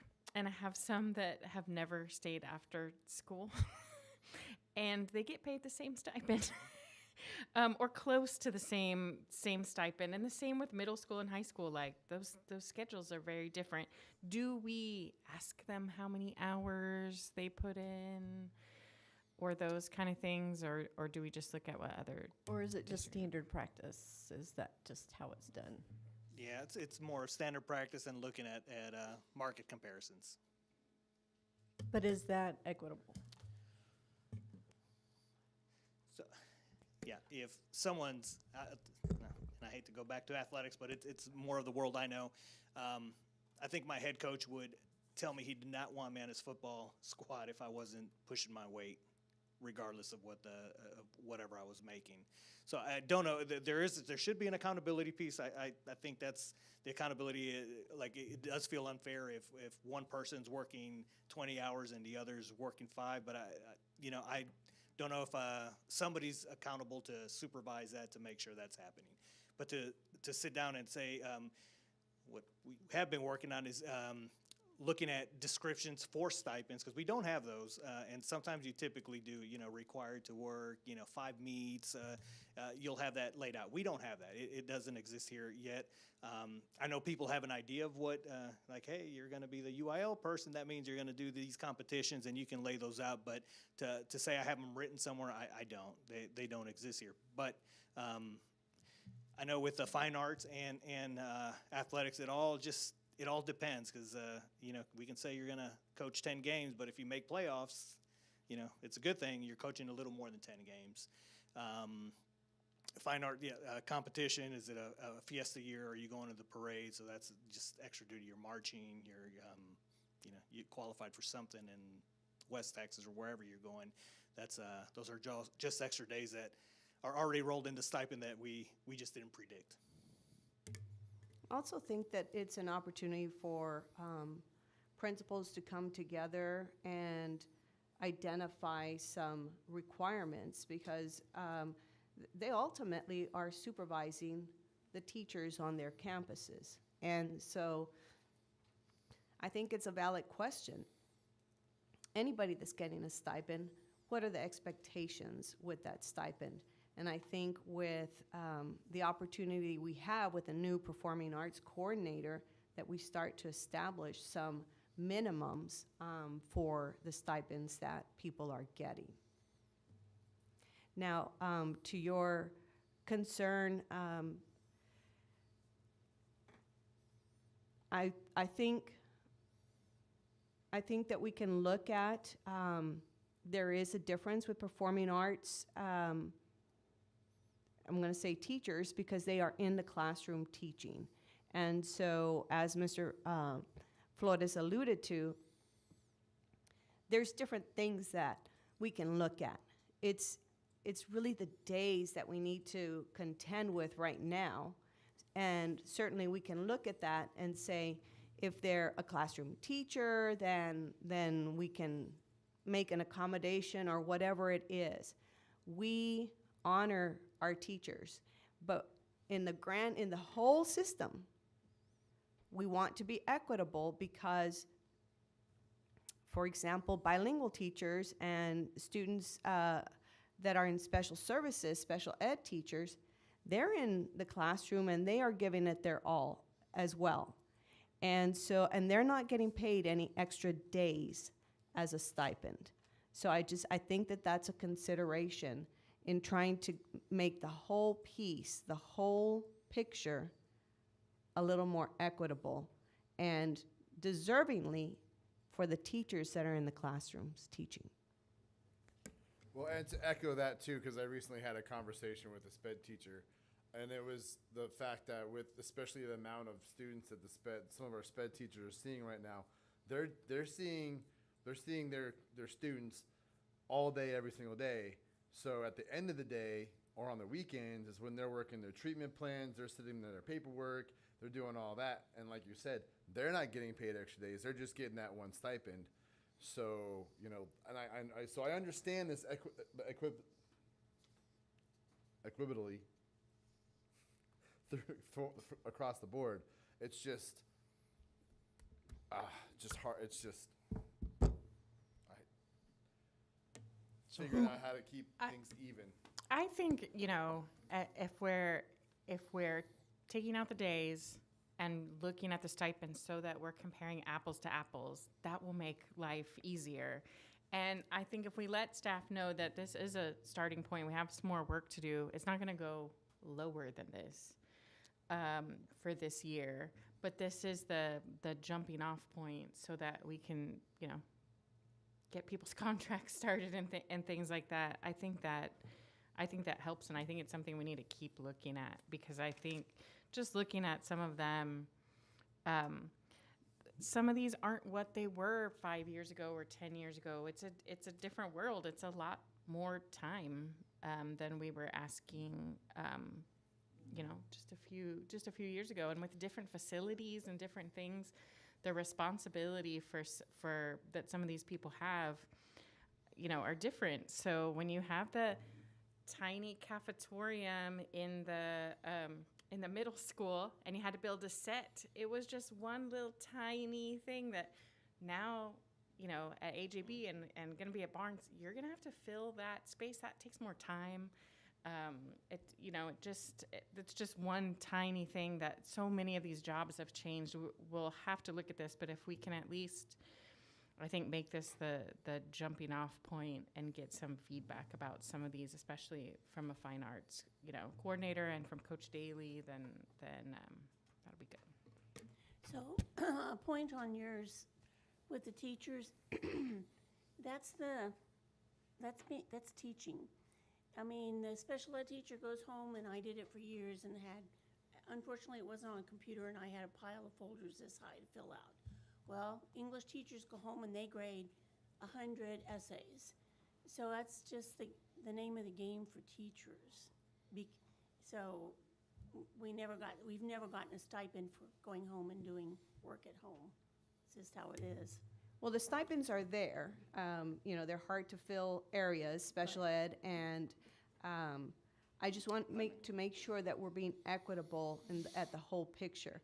And the fact is that special ed teachers are getting more and more cases. So to Ms. Crittenden's point, things are changing. And so we have to keep up with the changes. What are some of the changes? Our special ed numbers have increased greatly. We want thriving dual language classes. We need to invest in those teachers, and they're hard to fill spots. So I think we just have to take a lot of things into consideration. Also, real quick, I'd like to talk about, we're talking amounts and everything like that, but just kind of reviewing the stipend sheet that was submitted with the board packet. I see a lot of positions that are being evaluated by the principal that really should probably be going to someplace who might have more knowledge about that. Like on both the middle school and high school, the cheer sponsor the principal reviews them. Well, cheer really falls under athletics, along with like the scoreboard operator. They're assigned by, the stipend's assigned by the principal, that's, yeah. Oh, tell the cheerleaders. They know it. Oh, I'm just saying, like, the scoreboard stuff. I mean, that's used mainly by athletics. Why is the principal? You know what I'm saying? The dance teams are also by the principals and not by the fine arts director.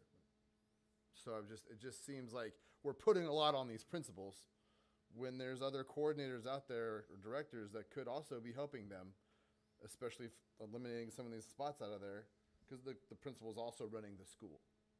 So my opinion, that maybe that needs to be looked at too. I would like to see this list grouped by, put in 5 groups of different, I don't want to use the word value, but commitment level, time level, expertise needed, shortages, for whatever reason they get put in different levels. Because just looking at the middle school stipends, the cheerleader head coach is a $900 stipend, but the choir director is a $2,000 stipend. To my knowledge, the choir director rarely has after-school practices. The cheer coach is hosting multiple after-school practices, plus for every football game and basketball game, they're overseeing 2 games. So they're spending at a minimum 8 hours a week outside of school. The choir director's not, yet the choir director's stipend is double.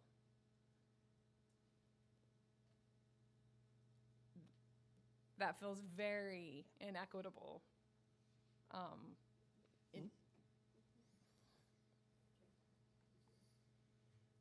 I think just having it in different groups, because then I think it makes it clear to those people who are in those different stipend groups. And those stipend groups, I think it can be similar to what the TIA is. It's between this dollar and this dollar amount. But looking at the athletic schedule, you can see the consistency that's there.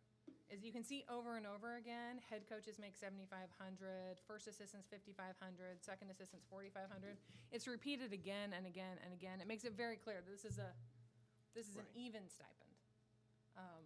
Where I just don't see that in other places where there's those big discrepancies.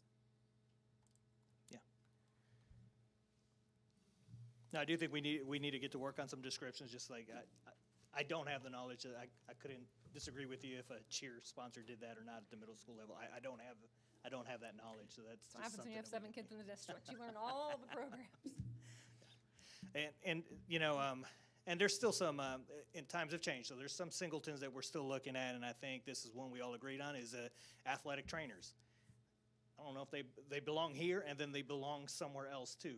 Those guys and girls just, I mean, it's endless. Their season starts July and ends in June if baseball makes playoffs. So there still may be a recommendation to add days to that position, because we can account for the days that that position requires. Plus, they're very hard to fill, and I don't know of another way to explain it other than they're here every single day from 6 in the morning till the last person leaves from practice. So those are still, and again, those are daily conversations, but we've brought that up because we do think that there's some workload on their part that we haven't addressed yet. So would you explain one thing so people at home will understand if they don't get to own a business or anything? What's an exempt employee versus a non-exempt employee? Yeah. So hourly is your non-exempt employee. They clock in and out, and that's how we account for their pay. We're a little different because we're a school system and we're annualized. Even though we clock in and out, we're annualized, but that gets way into the weeds. An exempt employee, you're just exempt from overtime. We wouldn't make you work 23 hours a day, but it's those hours that you're going to have odd hours at times. You go home and you come back for open house That's part of the workday for that day. You don't do it every day, but there's just some oddity, and there's no overtime for that, coming back to work your open house and introduce yourself to the new parents. Now, so in our case, it's Teachers, for the most part salary versus yeah, it's salary hourly. employees, our teachers, contracted teachers, and you have some paraprofessionals that they should be on the Fair Labor Standard Act. Would probably prefer them being on the clock in, clock out system if they're doing any extra. They benefit more, and it's they do. I would tell them keep clocking in and out, but Thank you. I would like to move that we postpone this item until the next regular board meeting.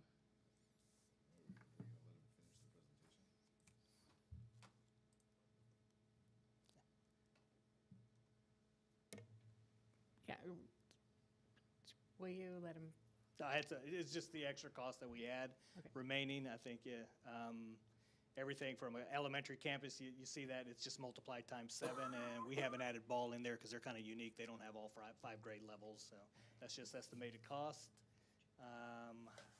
And again, we still need to rework some of these, and I've kind of talked those through with the questions you guys asked. So. It's postponed. And we're there.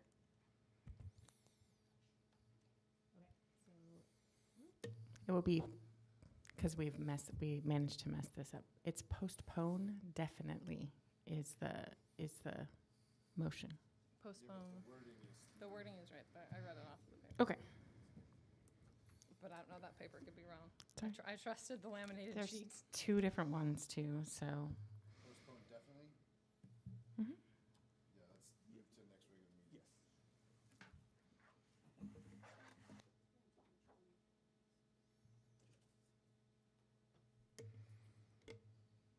I have a motion.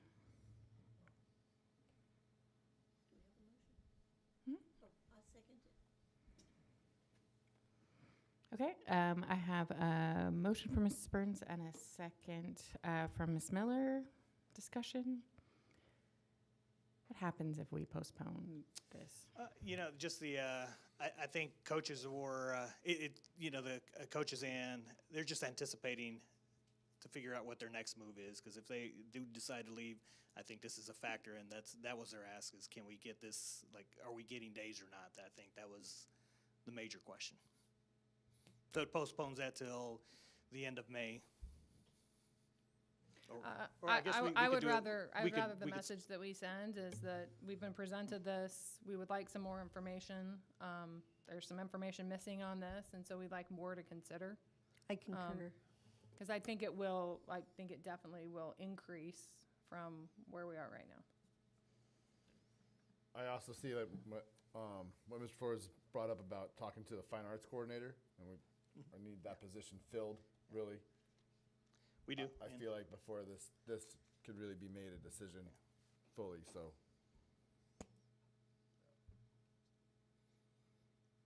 Any further discussion?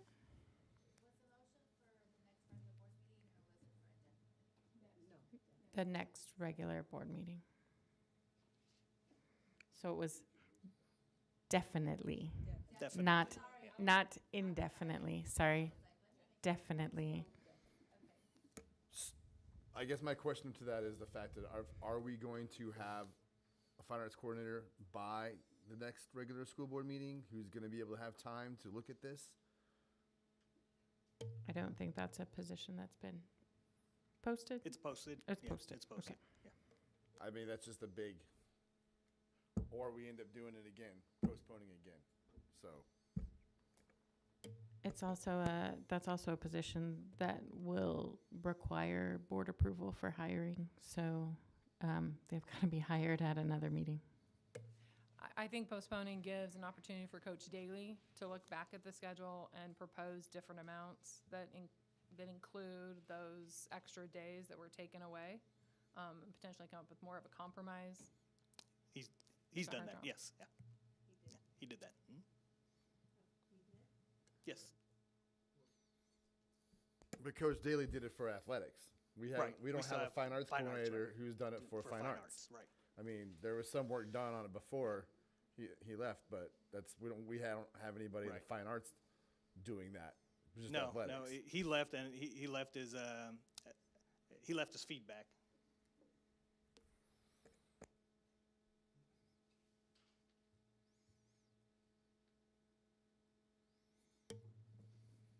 I'm sorry, I missed a little bit of that. Is there any further discussion? Okay, so the motion on the floor is to postpone to our next regular meeting. All in favor, raise your right hand. Opposed, same sign. Opposed. Okay, so the motion passes 5-1. All right, thank you. Thank you.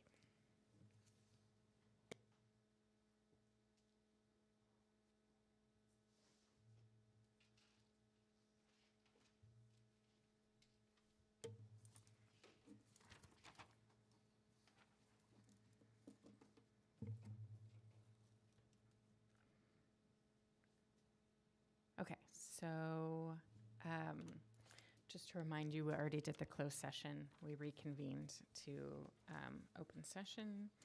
So now we're on 8, the consent agenda. Policy BE Local states that the consent agenda shall include items of a routine and/or recurring nature grouped together under one action item. All such items shall be acted upon by one vote without separate discussion unless a board member requests that an item be withdrawn for individual consideration. The remaining items shall be adopted under a single motion and vote as applicable. A, approval of board minutes of special meeting March 3rd, 2025, special meeting March 20th, 2025, regular meeting March 25th, 2025, special meeting March 27th, 2025, and board workshop April 8th, 2025. B, approval of tax collection reports from March 2025. C, approval of donations received March 2025.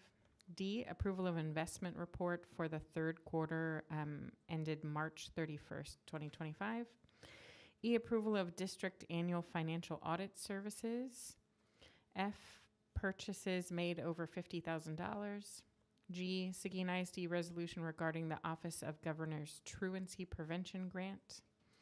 And H, acknowledge Public Information Act requests for March to April 2025. Does any board member want to remove any of those from the consent agenda? Madam President, I move to approve the consent agenda items. Second. All right, I have a motion from Ms. Duncan and a second from Mr. Bright. Any discussion? All in favor, raise your right hand. Opposed, same sign. Motion passes 6-0.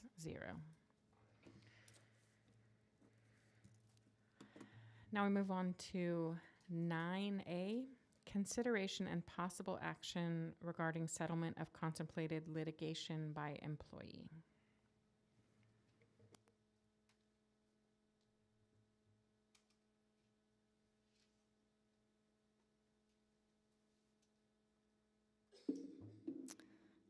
Good evening again. I simply did this agenda item to give you all an option to take action on this. Madam President, I move to authorize the superintendent to take actions in accordance with discussion during closed session. Second.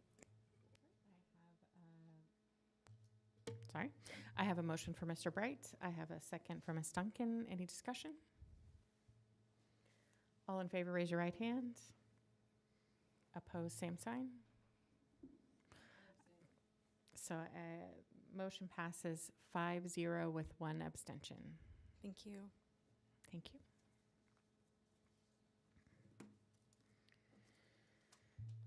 (9B), possible action to terminate employment agreement at the end of school year.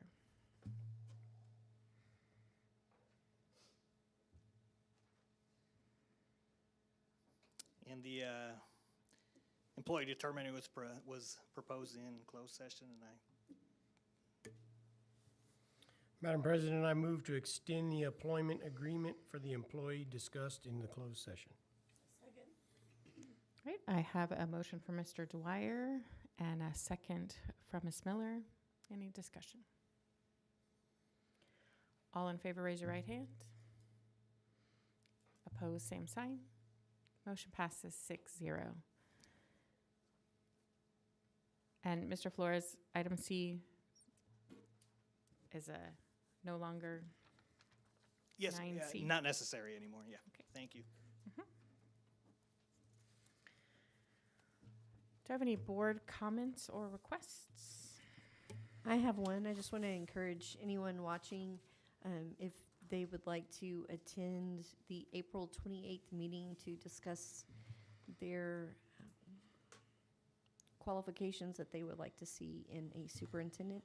And that meeting time is 6:30. 6:30. Thank you. Here at central office. And then on Friday afternoon, if you are so available at Southwest High School, you can see our one-act play. Be there by 1 o'clock. I also have a note from Mr. Guetta, who couldn't be with us this evening. He wanted this comment read. I wanted to thank Dr. Vahil and her leadership team for compiling tonight's board packet. Let's continue to promote all the positive activities that our district continues to achieve. And as always, continue to focus on areas for improvement and provide the necessary support. So that is from Mr. Guetta. All right, I will Move to adjourn. There we go. That is a motion to adjourn from Mr. Bright and a second from Mr. Dwyer. All in favor, raise your right hand. Opposed, same sign. Motion passes 6-0. So that is adjourning at 10:57 p.m. Thank you very much. Any board members from